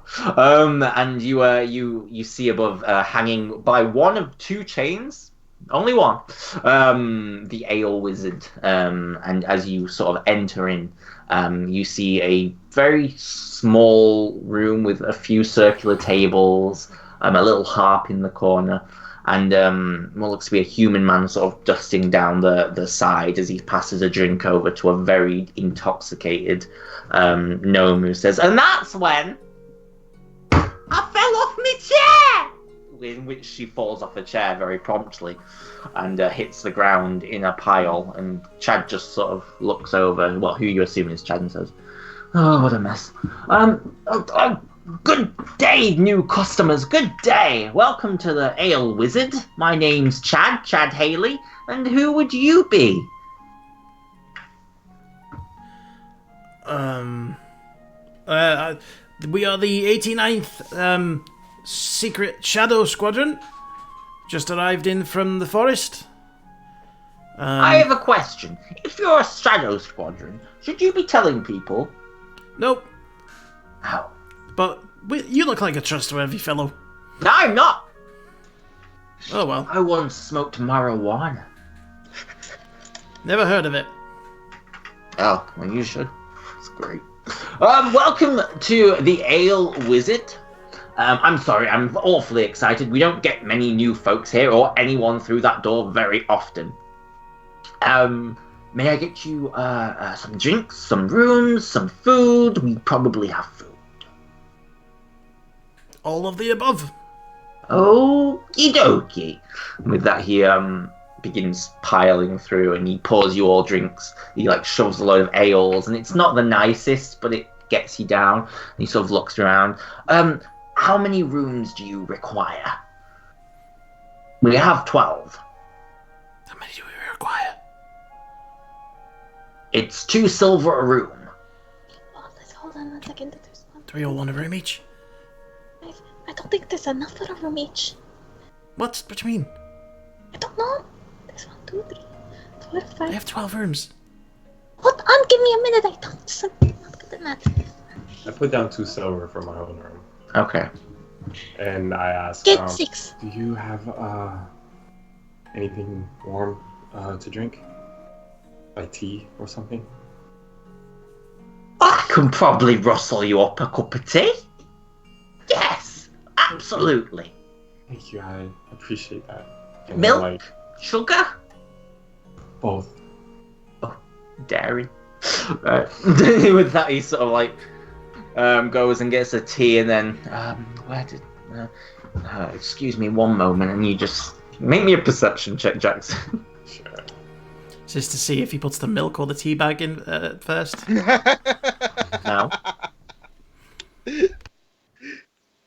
Jackson's closing up his robe, by the way, at this point. Okay, so you're not naked anymore. I get you. With a 23, you see as he sort of steps away, he sort of whispers very quietly, Millie, and you see a young little human girl, probably about 8 or 9. And she's like, yeah, We've got guests. Go on, say hello. Be nice. And she sort of runs out. You're a dwarf! And she runs directly towards you, Quinlan. Ponytails running at you as she... Whoa. Stay back. This is the commander you're talking to? Oh my god. I print-scraped it. Oh yes, thank you, internet. Thank you. Please take a picture of that. Done and oh man. The longer you stare, the funnier it is. Oh my god, yes. Oh, shit. The longer you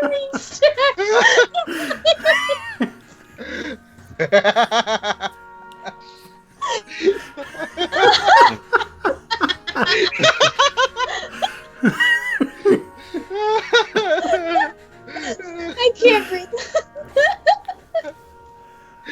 Oh my god. It's gotten bigger. It's funny. Oh, no. Man, I'm losing it. Fuck this fucking too computer! Fuck this shit! it gave an amazing screenshot though. That was the I know. best. It's so... Anyway, Please check the chat first chance you get, Alex. no.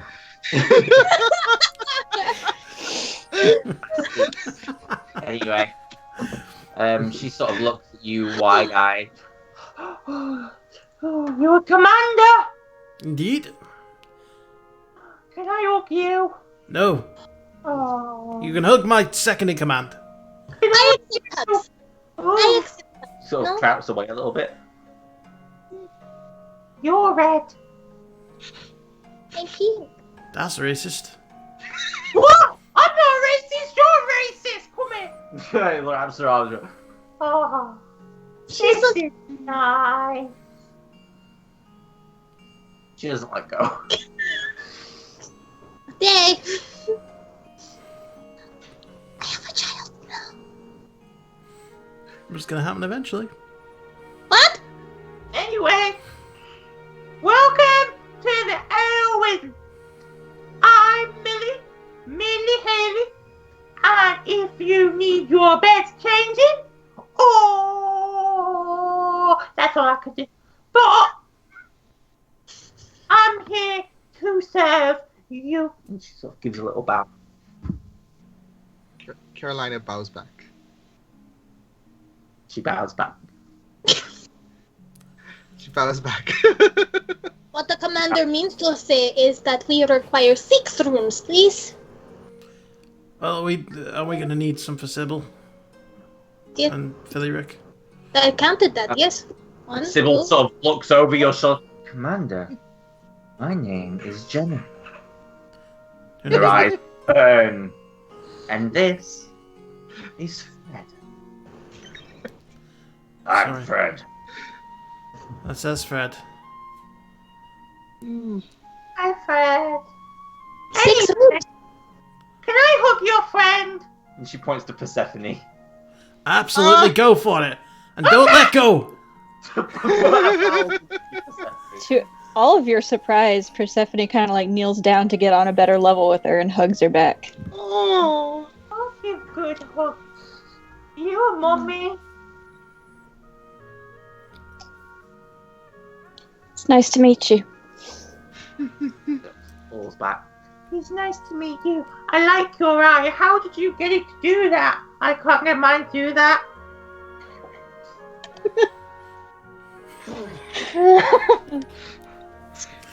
Quite the trick. Wow. Anyway. And she sort of turns around and begins to walk back, and she sort of bows to you, Carolina. What? Right. Well, if you need anything else, Papa will inform you of what you do with that. Dad, I'm running out of words. You got the tea ready? And you see Chad walk back in with the tea and sort of puts it down for you. So yes, 6 rooms. Did you say? Did I hear right? 6 rooms. Millie, go and make the rooms up. Okay. She like, runs off. It's not child labor if it's your own daughter. That's what I say. Anyway, moving on. That was a joke. It's bad. I'm not sure if Alex regrets it or she regrets it more. Moving swiftly on. What brings you to Teallook? We don't get many new faces around it. Well, not at the moment. Not with the war. That's why we're here. It's a fight. It's always a fight. I used to be an adventurer, so I took an arrow to the knee. Sake.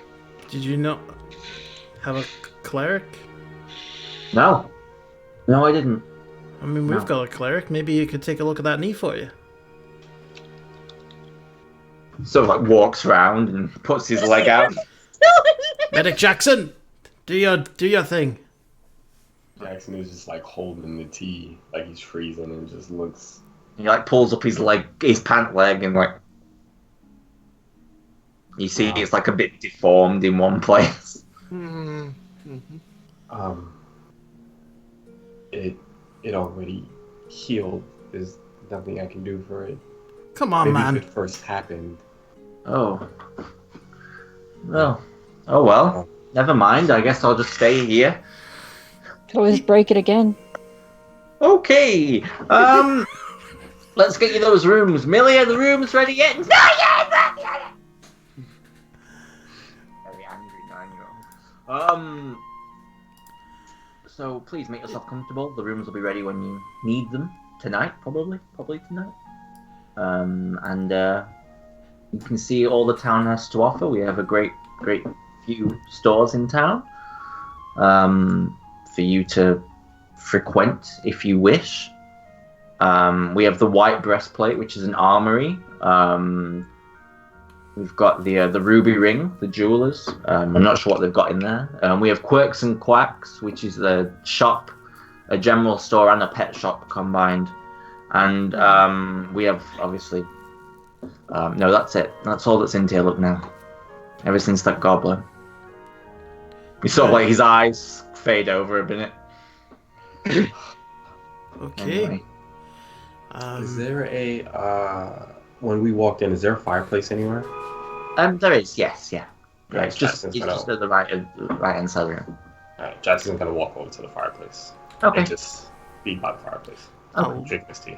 I'll plop 10 silver down in addition to the 2 that Jackson already gave for the rooms. Thank you very much, Commander. And like I said, if you need anything else, just let me know. And he sort of begins to pile the money away. Right, have a good day. And with that, he sort of turns back and heads back to the bar and leaves you all sort of standing. What would you like to do? We go sit down. That would Jackson's be a sitting good right idea. in front of the fireplace. How long has it been since we got into town?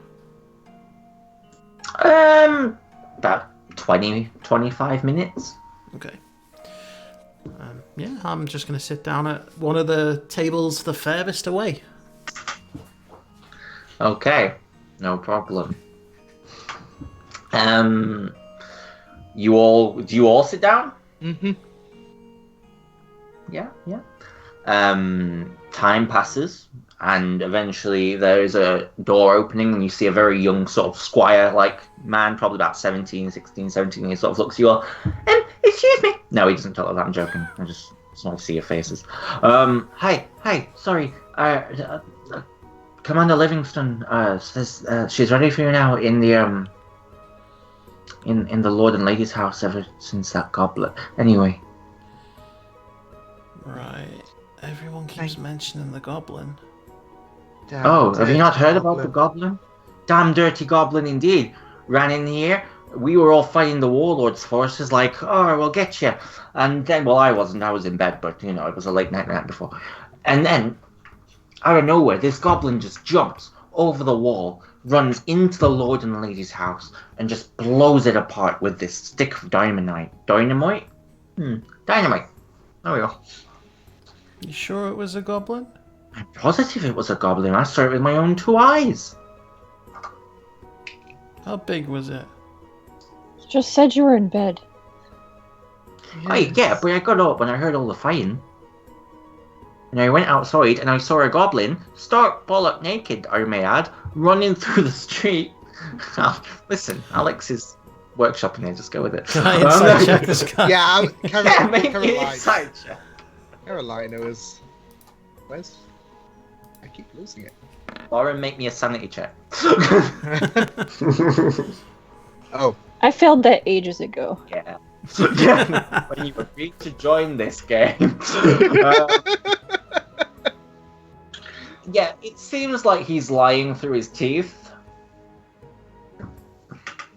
Yeah, it was really, really terrible. Really terrible. Anyway, the Commander Livingston is ready for you now. So if you want to head up to the Lord and Lady's house, they'll be with you in a jiffy. Okay, Ditar. With that, he sort of turns around and begins making his way off. I'll just turn to the rest of the group and say, "Okay, he was lying." You all obviously knew that. Feeling. I had a feeling. But is he the only one lying about the goblin? Do we believe this goblin story? You see Millie sort of enter the room and she's got some cookies and she sort of puts them on the counter. These are mine. They're my cookies. Millie's cookies. On the counter. Huddles off. Look, let's not be distracted by the sweet goods. We've got things to think about here. You don't touch my cookies! Millie's cookies. I'm gonna mage hand a cookie. Okay. Like, but very discreetly. So I kind of sit there with my arms folded and just kind of like, just under my arm there, just like casting the mage hand and just grabbing a cookie and... Okay. You don't hear anything. Approach as the cookie floats across the room towards you, and you take it. I don't even leave my hands. I just open my mouth and let the mage hand. It's quite That's nice. It's not chocolate chip. fair. It's all right, actually. Does anyone want a bite? No, thank you. We should probably get going, Yes, yes. I guide the mage hand over to Carolina. It tastes delicious. Okay. Does though. anyone Okay, we're gonna go. want a bit of the infected cookie? No. Okay. Just leave it on the table. Okay. Okay, so should we go then? You see Sybil and Frederick. We're gonna wait here. I'm gonna let you lead this one. See how you do. Are you sure about that? Your Absolutely. commander. But you are commander, and you're gonna be made to make these decisions in the future. If you hear any explosions, then you know it's us. Yes, don't worry, we won't come looking for you. Oh, I was kind of hoping you would. Ta-ta for now. Right. Let's go. Should we go? Jackson, with your perception, you would notice Phileric is getting ready to follow you. Yeah. They're not that confident in this whole endeavour. I'm going to recast Disguise Self just so I've got another hour on top. Yeah. While everybody's leaving, Jackson's gonna go and return the cup that had the tea in it after finished drinking the tea. No problem. And he's just gonna ask for general directions to the general store or clothing store. Yeah. Chad sort of smiles at you as he sort of comes back round to the bar and says, okay, so you're gonna go to Quirks and Quacks. It's a general store and it has some clothes in it, so you might be able to find some in there. There is a rather large section that is... You'll see. It's also a pet store. I just want you to keep that in mind. Ah, okay. Yes. Thank you. No problem. And they'll head out. Okay. Do you guys all make your way first to the tavern? Not tavern, the inn, Lord and Lady's house. Sorry, totally blanked now. Yeah. Mm-hmm. Yeah. Sure. Okay. Sorry, Simon. I can't see if you're nodding. Yes, yeah, sorry. I will verbally confirm, yes. You must verbally confirm everything now. If you leave, if you get up, if you leave, if you get up. all that stuff. I will interrupt the most passionate of moments Yeah. to declare that I need to reshuffle and sit up and sit down. And then ask us what's happening. Okay, so as you make your way over through the town, Melody, can I get a perception check from you, please? Okay.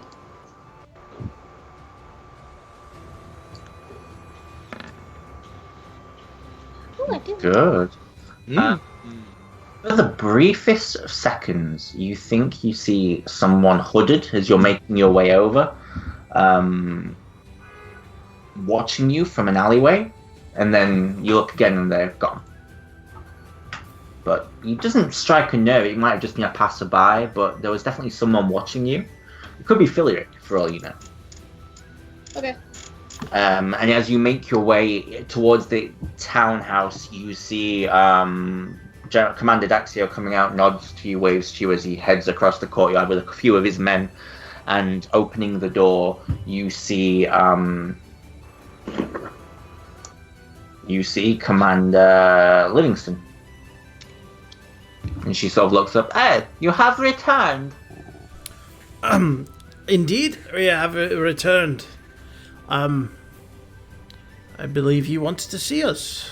I did. Please come in, sit down. And she shows you through the door, and you see a crackling hearth now lit, and a few chairs, and you see a couple of soldiers stand up and push their chairs towards you all. Does everybody sit? Mm-hmm. Yeah. Yeah. So, just to inform you of what has been happening in the recent weeks since the war has pushed forward this far, we have a scout far north. He's been working for us for a little while now. You might have heard of him. Goes by the name of Ronan. He's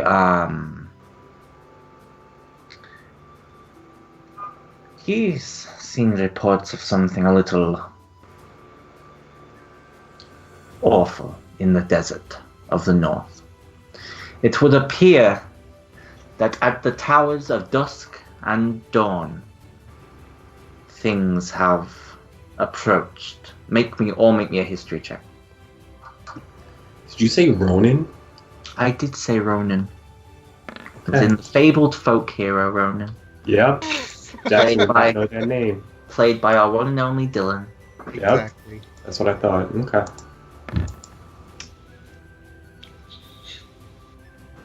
Roll for Yano as well. I'll roll. Don't worry, guys. Don't worry. I sent you a message, by the way, Alex. I know, I saw. I saw it. Wow, you're all doing so well. Okay, so Melody. The second one was Yana. You all rolled it. Okay, we both rolled a 5. Did. Both rolled a 5. It's fine. That's all right. It's not Yano's turn. So, Melody. The towers are... Let me change this music. It's a bit too like we're running down some hills or something, chasing cheese. I don't know. Melody, you would know that the Tower of Dusk and Dawn... Well, the Towers of Dusk and Dawn are located to the north regions of the Anorak Desert. They are roughly 100 miles apart, and they were forged in the very first days of man being in Cormier. The Anorak Desert got its name because deep within its surface lived a demon named the Honor. And the Towers of Dust and Dawn were forged to close the seal of the abyss and shuttered not only that demon, but also a lot of demons away from this permanent abyssal gate deep within the desert. The Towers of Dust and Dawn have been regularly left alone. No one, good or bad, willing to mess with their magic for fear of releasing the abyss. However, it seems now that they are being tracked or headed to by... This music's too joyful. What's going on? I'm trying to tell a serious story here. Sorry, guys, it's annoying me. I need... Right, okay, yeah. And it seems like the towers were generally used for the purposes of keeping this abyssal gate closed. And Commander Livingston looks at you all and says, I don't know if you've heard of them. But if someone's heading for the Towers of Dusk and Dawn, it's not good. And it would line up with all the demons we've been seeing in this war. I don't know if it has any significance, but our scouts saw an army of soldiers and demons heading towards the Tower of Dusk. And a single woman approaching the Tower of Dawn. But when he tried to get close, she fired a spell at him and he almost lost his life. He indeed lost an arm. But he managed to escape just with his life. Whoever she was, she's extremely powerful. I'm going to put the Tower of Dusk and Dawn on the map. You guys may roll.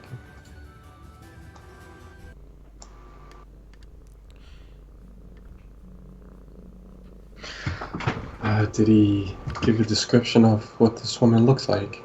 He just said she had long red hair and eyes like serpents.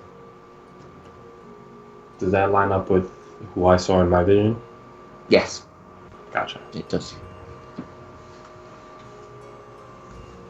But Ronan is okay. He's okay for now. He's resting up in the town of Wormhole in the swamplands to the west of here. Thank goodness. You know him? In passing, yes.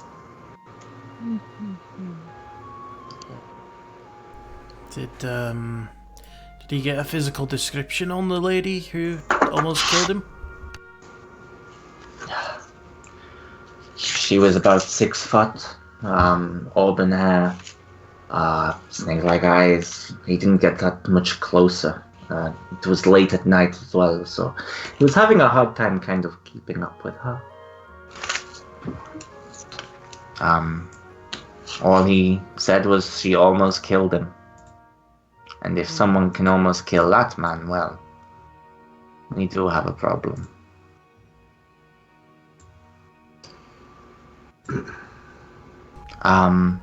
Not only that, but I figured that you, as commander, would need to know that there is a secret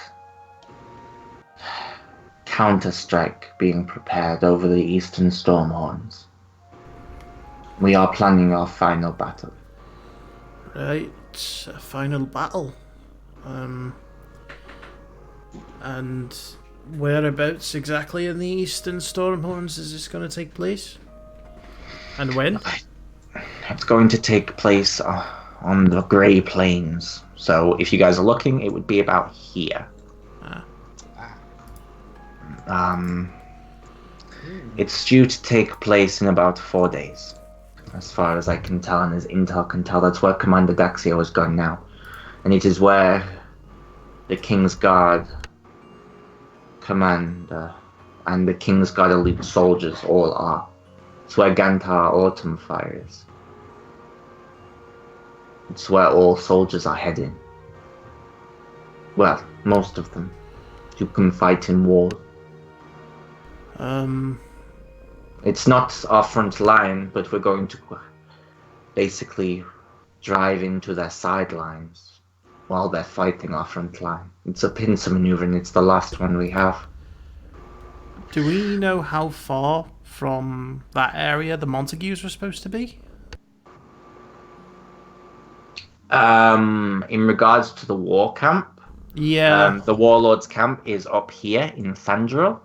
But it was they were last seen, the actual Warlord was last seen somewhere in the Sunset foothills.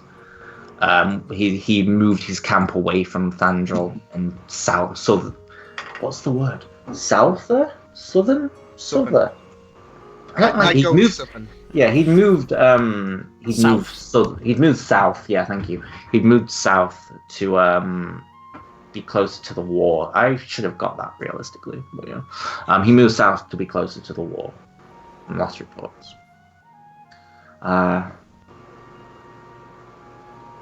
Seems like the battle will be taking place soon. I mean, you say a final offensive, but surely you should be going after the warlord. The warlord only keeps a small amount of guards with him at any time, but they're powerful. Do you know where he was last seen? Somewhere near Ares. But if he's in Ares, we're all fucked. That place is a fortress in itself. It was built as the last stand against any northern attackers, but it does not seem to have worked this time. We are at our wits' end, Commander. It sounds like you've got a good plan there. I hope so. If we can take out the biggest chunk of his army, we can then gather our forces and march north on the Sunset Front Hills. We can finish this before he can rally any more troops. Right, well, we were gonna head west towards Eagle Peak. Try and see if we could sneak inside their lines and take them out from their own backyard. Eagle Peak is the front of the wall line. If you go there, you'll be in the shit, to be frankly honest. We said we'd go towards it. We might go around it. Well, you do what you need to do.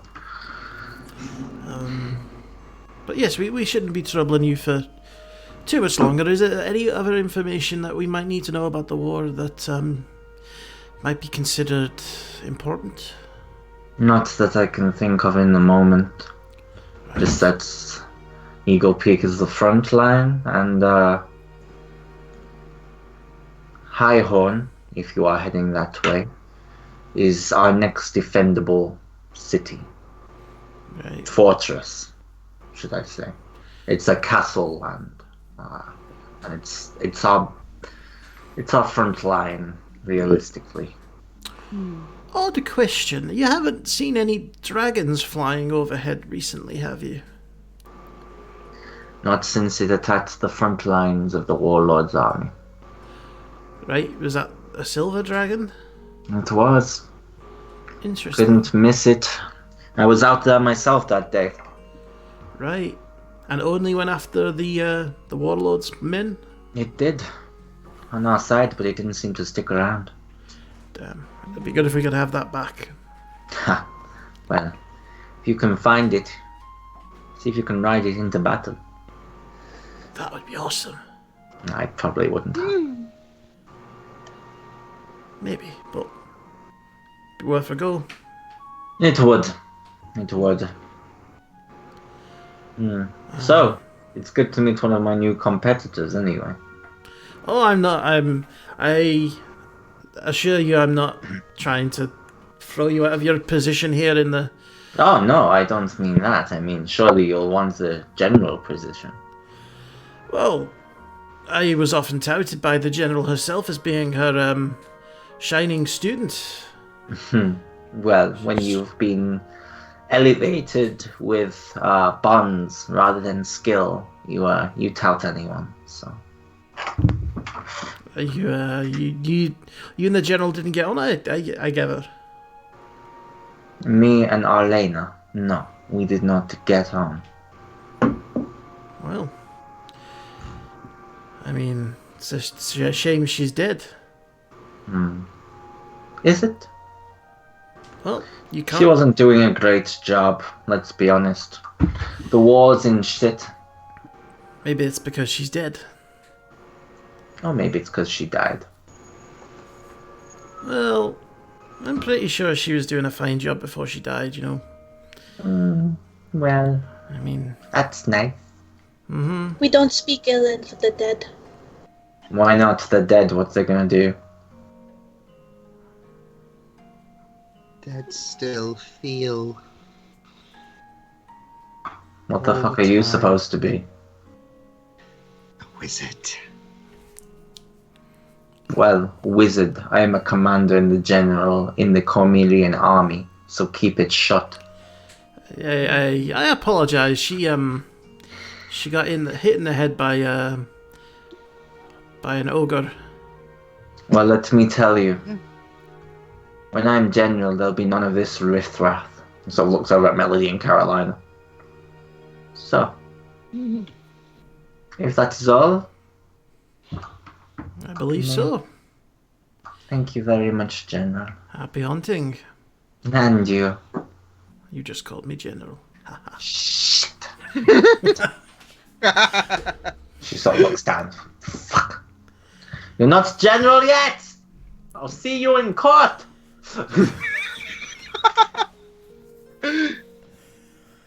And you head out of the door. And what would everyone like to do?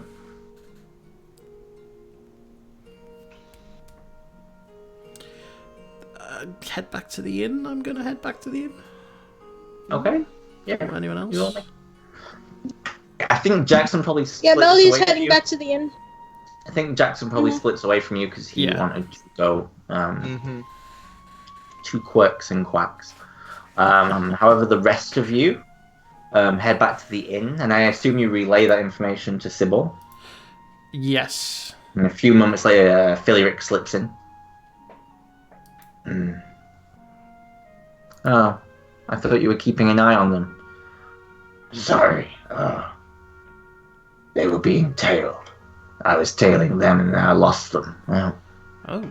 and Philiric just sort of walks towards the bar. Watch yourselves. Might be one of the enemy. Tailed by who? I don't know. I lost them. What did they look like? Small, tall? They were wearing a hood. They were kind of human size. Kind of look out at you. Someone's being rude. Yeah, that little Introducing shit. themselves. Excuse me, I am a commander. And I'm an arch commander, which makes me infinitely more powerful than you. You're dead. Dead people can't hold rank. Aren't you a little tall for an annoying shit? I swear to the gods, I will make you pull something out of the bag of many things. Do it. I'm not scared of you. Are you sure? You Do want it, to go? do it, You want to do go? it. Trust me. Okay, Trust me when I say I've met scarier halflings. Let's go, motherfucker. I'm gonna get out the bag. Fine. Let's Come go. on. He walks over. He puts his hand in the bag. I will roll a D100. This is weird. I often do this. Oh god. 43. There's one I'm really worried about. The shit one I already Bag took casts that. destroy undead. Oh my god. Jesus Christ, actually. What was it, 43? Yeah.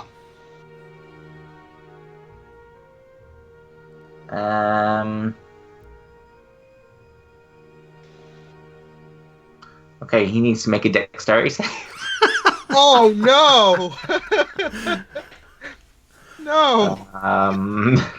As he pulls his hand out of the bag, you watch as something flies out after him. Let me make the dexterity save.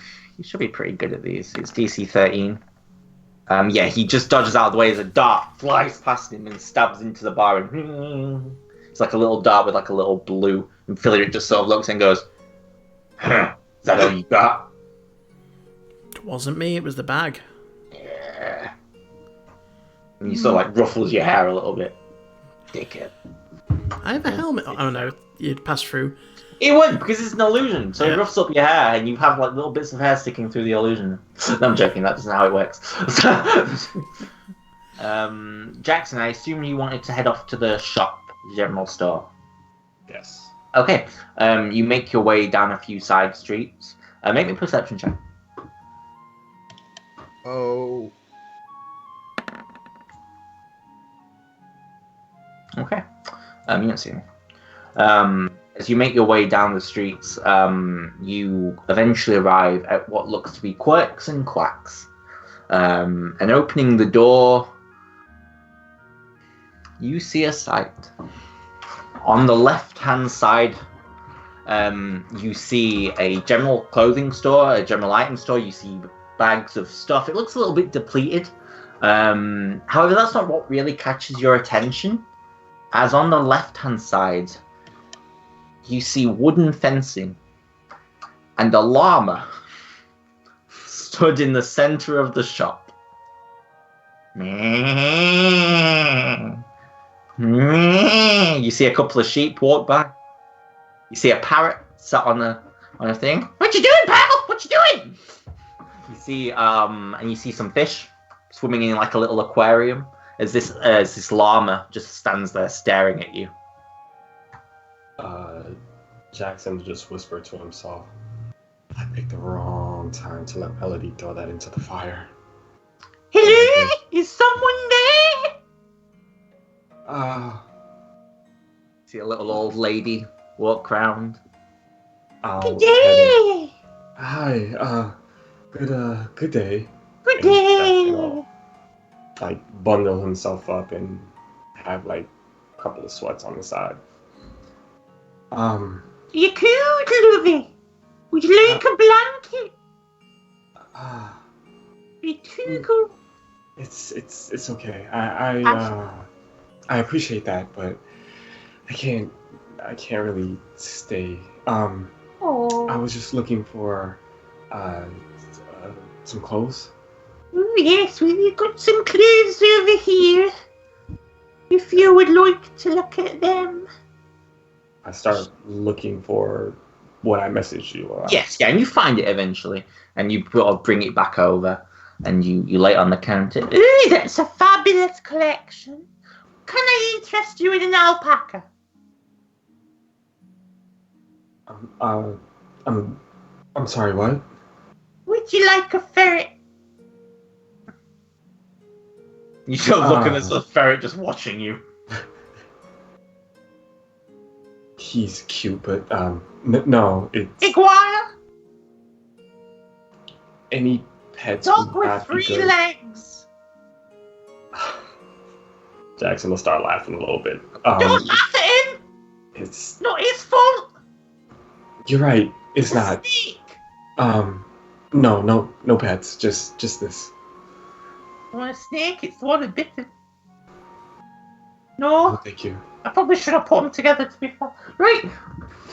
That'll be 17 gold pieces. It's quite the attire. Make me an insight check. Yeah, that's a lot. It is a lot. A lot of money.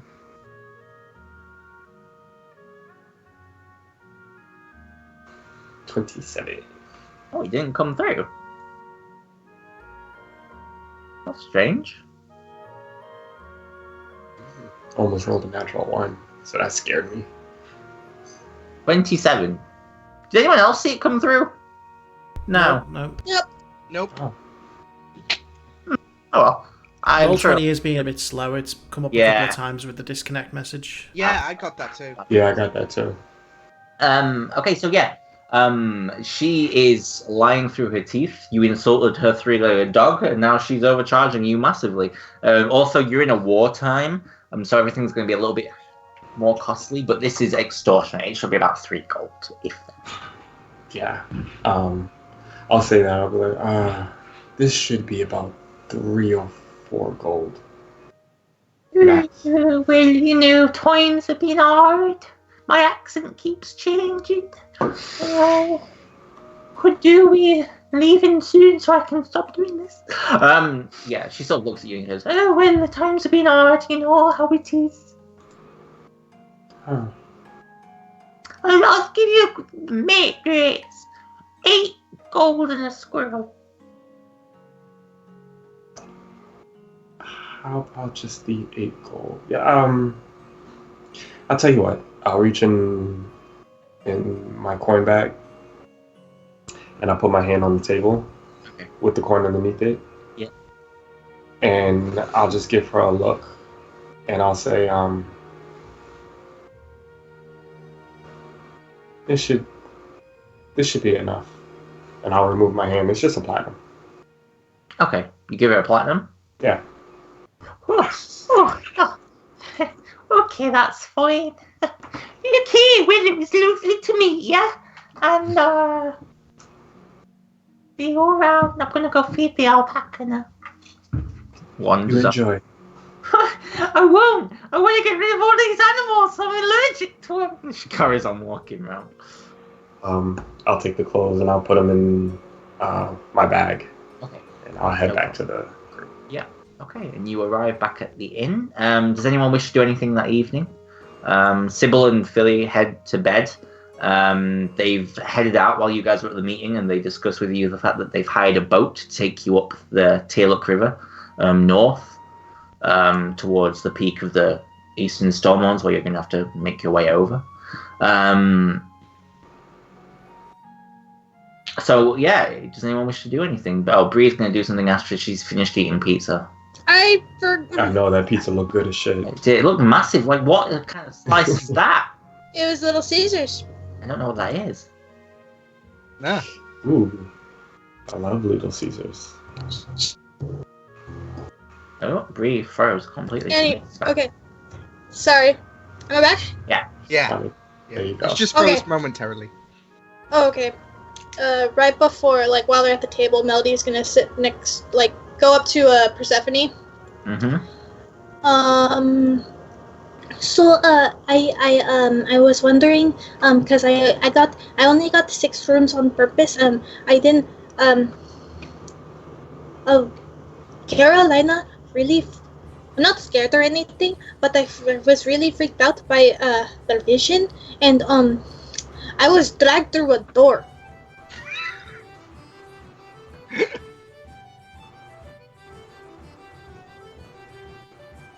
Yeah. So I was wondering if I maybe like we should probably do like a buddy system or something just in case, I'd like if someone's staring at me from the corner of the room with a creepy smile. It could be Carolina for all I know. I'm not scared. No. Just as a precaution. If not, I can ask Quinn. Quinn, like, that'd be fine. I just thought, because he's the commander and all that stuff. Like, he's doing a good job, so maybe he got this. I'll go ask Quinn. Sorry. It's okay. I'll share with you. Thank you.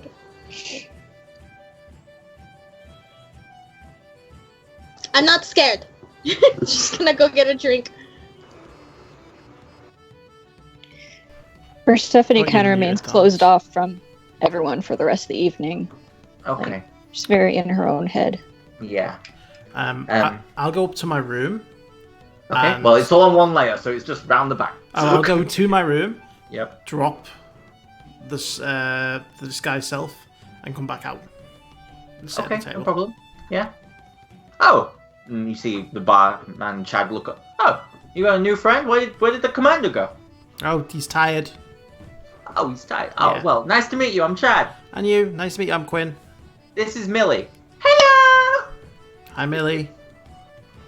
Yeah. Oh, I have a message for you guys. And she sort of like hung up, and she like, oh, and she he said it was for the red one.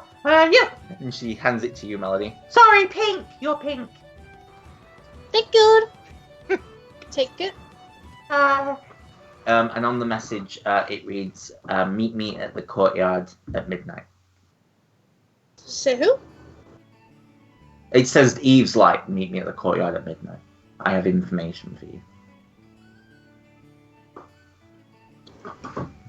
Millie just stands staring. Thank you. Who took my cookie? I made 8 cookies, and there was only 7 cookies when I was done. I am sure that I saw her, and I point to Carolina, eating one of your cookies. I didn't. I bowed to you, and you ate My. He pulled it out with a I magic. don't want to know about that stuff!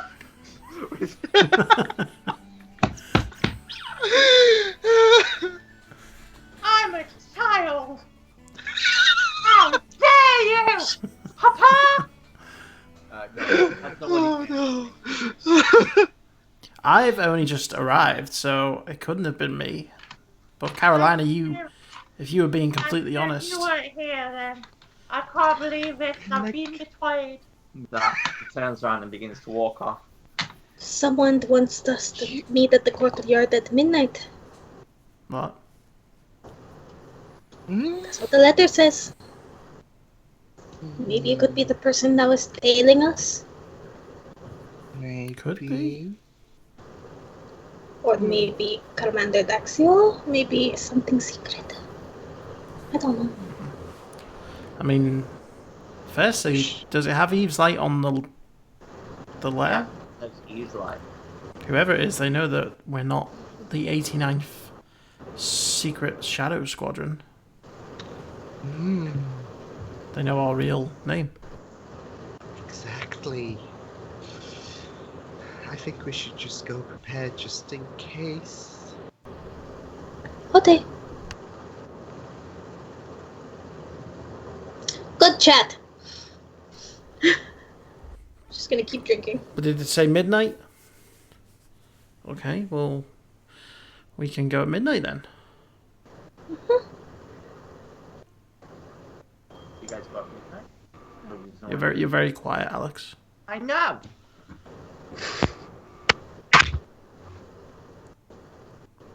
Can't hear you at all. Oh yeah, that makes There you go. sense. Now we can. Oh, there you Oh, go. you can hear me now. Yeah. Yeah. Can you hear me now? Did I come back yet? Yes, you have now arrived back. You would have arrived back just hearing that, basically. Gotcha. No problem. And what time is it now? It's about 5 p.m.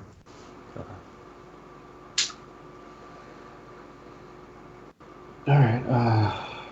Yeah, we can go at midnight. If anybody needs me, I'll be in my room, and I'll make my way to my room. Yeah, could I get a long rest if I went to the room now? It's like 7 hours, isn't it? Yeah, I'll say yes. Just this once. I'm gonna go and sleep. Okay. You head to bed. Does anyone else? Do you Like guys the stay bed up? Do you looks head to bad. bed? Melody stays up and keeps drinking. Okay. When Jackson goes in his room, he'll close the door and lock it, Okay. and then probably go sit in a corner and deal with his hand trembling. Okay. No problem.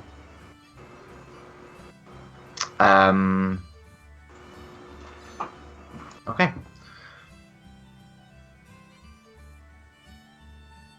Ah! Oh no! He's going through withdrawals. Yeah, Oh shit. yeah. It's not that bad because he only took 3, But but it's highly addictive, though. Yeah. That's the thing. and he already had an addiction problem with it. Put us So- on a break, Alex said. Okay, we're gonna go on break. We'll be right back, folks. Bye. Yee.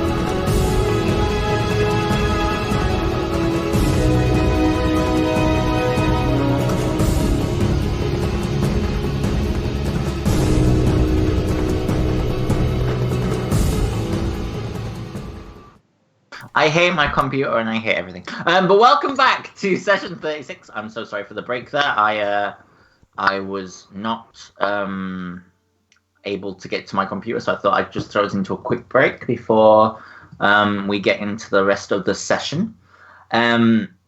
So, midnight approaches.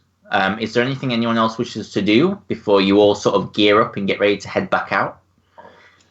Question, do you inform Sybil of where you're going or not? I imagine so. Okay, I so went you... to bed, so I leave that to you. Yeah, Jackson went to his room too to deal with dealing with. Yeah, I think Melody would say something. Okay, so you go across to Sybil's room. You knock on the door. She opens the door. Oh, I thought you were young. Anyway. Oh,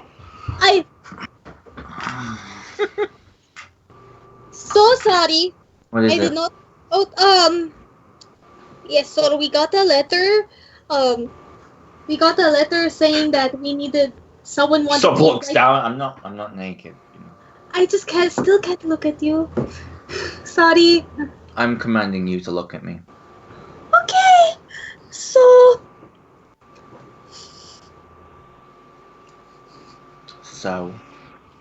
Okay, so someone left a letter for Eve's Light to meet them at the courtyard at midnight, and that they have information for us. Well, that sounds like a you problem. Okay, good night. Melody. Uh-huh. If you need anything, just send me a message. I know you can do that. Uh-huh. And also, I'd just like to point out, I was in the room next to yours when you and Halson went to bed. So please, don't be embarrassed. And with that, she steps back and slowly closes the door. Good night, Melody. Good night, General! And she's gonna run downstairs. Okay. Super red. You all begin making your way through the town. It's incredibly quiet now. There are barely any guards out, and the only ones are on the walls. And you make your way back to the courtyard that you first saw when you entered. And you see in the center of the courtyard, standing between the four parapets of stone, a figure. Hooded. Just stood there. You guys are about 30 feet out. What would you like to do? Were you the one that called for us? No response. Hello? Nothing. Can I make out any features? Make me a perception check with disadvantage. I'm gonna slowly drink a mutagen. Okay. Shit. I did not see what you rolled again. I rolled a 17 and a natural 1 for a 9. Yeah, you're struggling. You can't really make anything out. You might want to try refresh. Yeah, You either way, I because was we're not thinking. seeing any of your Yeah. rolls, dude. Yeah. Oh, this is just my roll. Okay, cool. Yeah, it's Yeah. just yours. Yeah. Yeah. Alright. That's Okay. So, you can't make out any discerning features. No, you're struggling, and the figure doesn't move. They just stand there. You facing away from us? Yes. Can I mage hand and tap him on the shoulder? Or her? Tap. Nothing happens. They got a hood? Yeah. Can I pull the hood down? Yeah. You pull the hood down, and you see what appears to be some kind of patchwork doll, almost, stood there. It's just stood there. Can I get closer? Yeah, like to approach. You might want to get closer, Melody. What is it? Mm, What is it? We don't know. That's why you don't want to get closer. It's not moving. Is there I'm anyone weapons up around and watching looking us? around. Yeah. Yeah. You two make me perception checks. If you have dark vision, normal. If you don't, disadvantage. I do not have dark vision.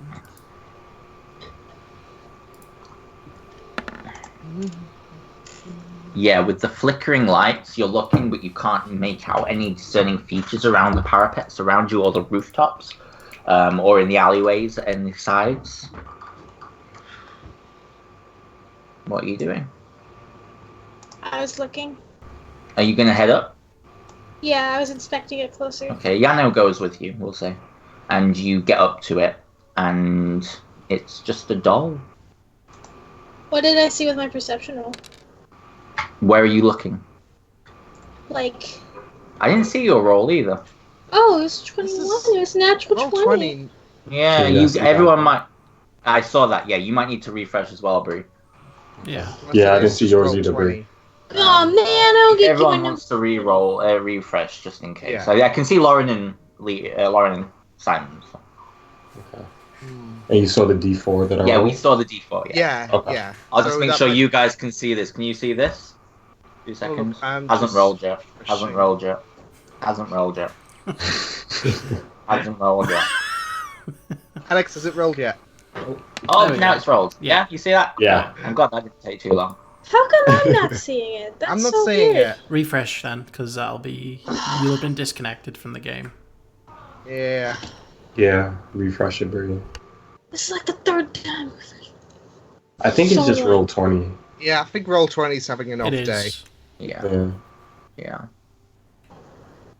Was it the silver scimitar? It was. Yeah, I see it now. I'll roll something again so you guys can see it.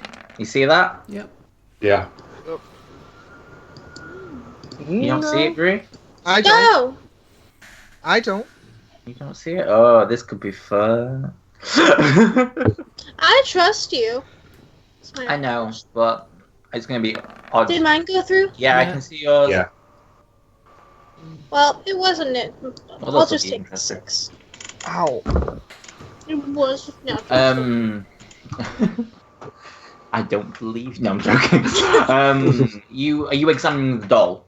Yeah. Yeah. See if there's any like ruins or something, or like I don't know. You see the eyes have been crossed out with red marks that resemble blood. You see a sad face has been drawn on it, and you can make out something underneath the cloak on its chest. Shit. I don't like this. I'm gonna go get it.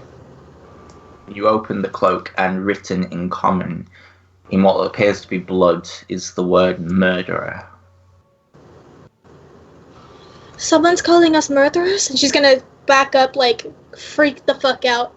Ooh. Yeah, you sort of all back up within like the courtyard area. I met you once. You were a voice, echo, when you were sent to kill me. You took everything from me when you brought that fucking dragon to my town. When that dragon killed my daughter. You took everything. And out of the firelight, as multiple shadows begin to surround you all, you see a face, Melody, and Quinn, and Yano, if he was here, that you haven't seen in a very, very long time. As Sophia Castella, daughter of Daron Castella of the Thieves Guild, steps into the light. And that is where we will end this. No! No, you can't in there. No! No! You cannot do that to us. You can't do that. No, we're ready to go. We still have a few hours. We can keep going. That's what will end session 36. No, for real. Oh. With, I was gonna do the next bit, but with roll 20 acting up, we'll save it for next week. No, it's fine. Damn it, roll 20. No. Watch this roll. See, watch. Did it go through? Yes, but It can you is. see this? I rolled it on GM. Either way, we'll save it for next week. No! An old enemy or ally. Sounds like it We went- saved your Damn it. life. Damn it. Yeah. Yeah, we did. and then Yeah. you put a dragon to attack. But No, and her that daughter. was Nick's. That was... I think that was a lot of you, but anyway. we will see you next week for session 37. I'm titling this session, by the way, because you can't go back. Which was what Yano said to Jackson. I really loved it, so I wrote it down. I was like, I like that. That's what this session's going to be Yeah. called. I like that too. I would like to thank my incredible group of people. I'm sorry that my camera kept cutting out. I'm going to try and fix that. I'm sorry Roll20 kept cutting out. I guess there's a lot of issues with a lot of internet this week. This is yeah. Well, obviously. Thank you all for watching. Don't forget that on Saturday we have session 2 of Forged Through Fire.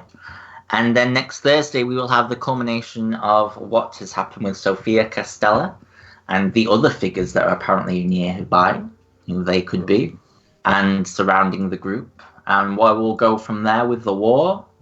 And yeah. You guys knocked it out of the park with the roleplay this session. I'm so I was Anthony and Melody. That conversation between you and the conversation between Jackson and Yano was beautiful. I love Persephone's interactions with the Erevan. I loved Quinlan's whole "I'm going to be a commander" arc, and subsequently incredible role. Fuck you, Simon. That was not how it was meant to go down at all. And I'm like, fuck, here we go. But you guys are in the town of Teallook, facing off against an old friend. Thank you for watching. We will see you next time. We'll see you Saturday on My Name is Simon's Twitch channel for Forged Through Fire Session 2, where we will be attacked by alpacas. No, I'm joking. I don't know. So looking forward to session 2. Me too. Can't wait. Thank you all for watching. Thank you all for playing, and we will see you next time. Yes. Bye.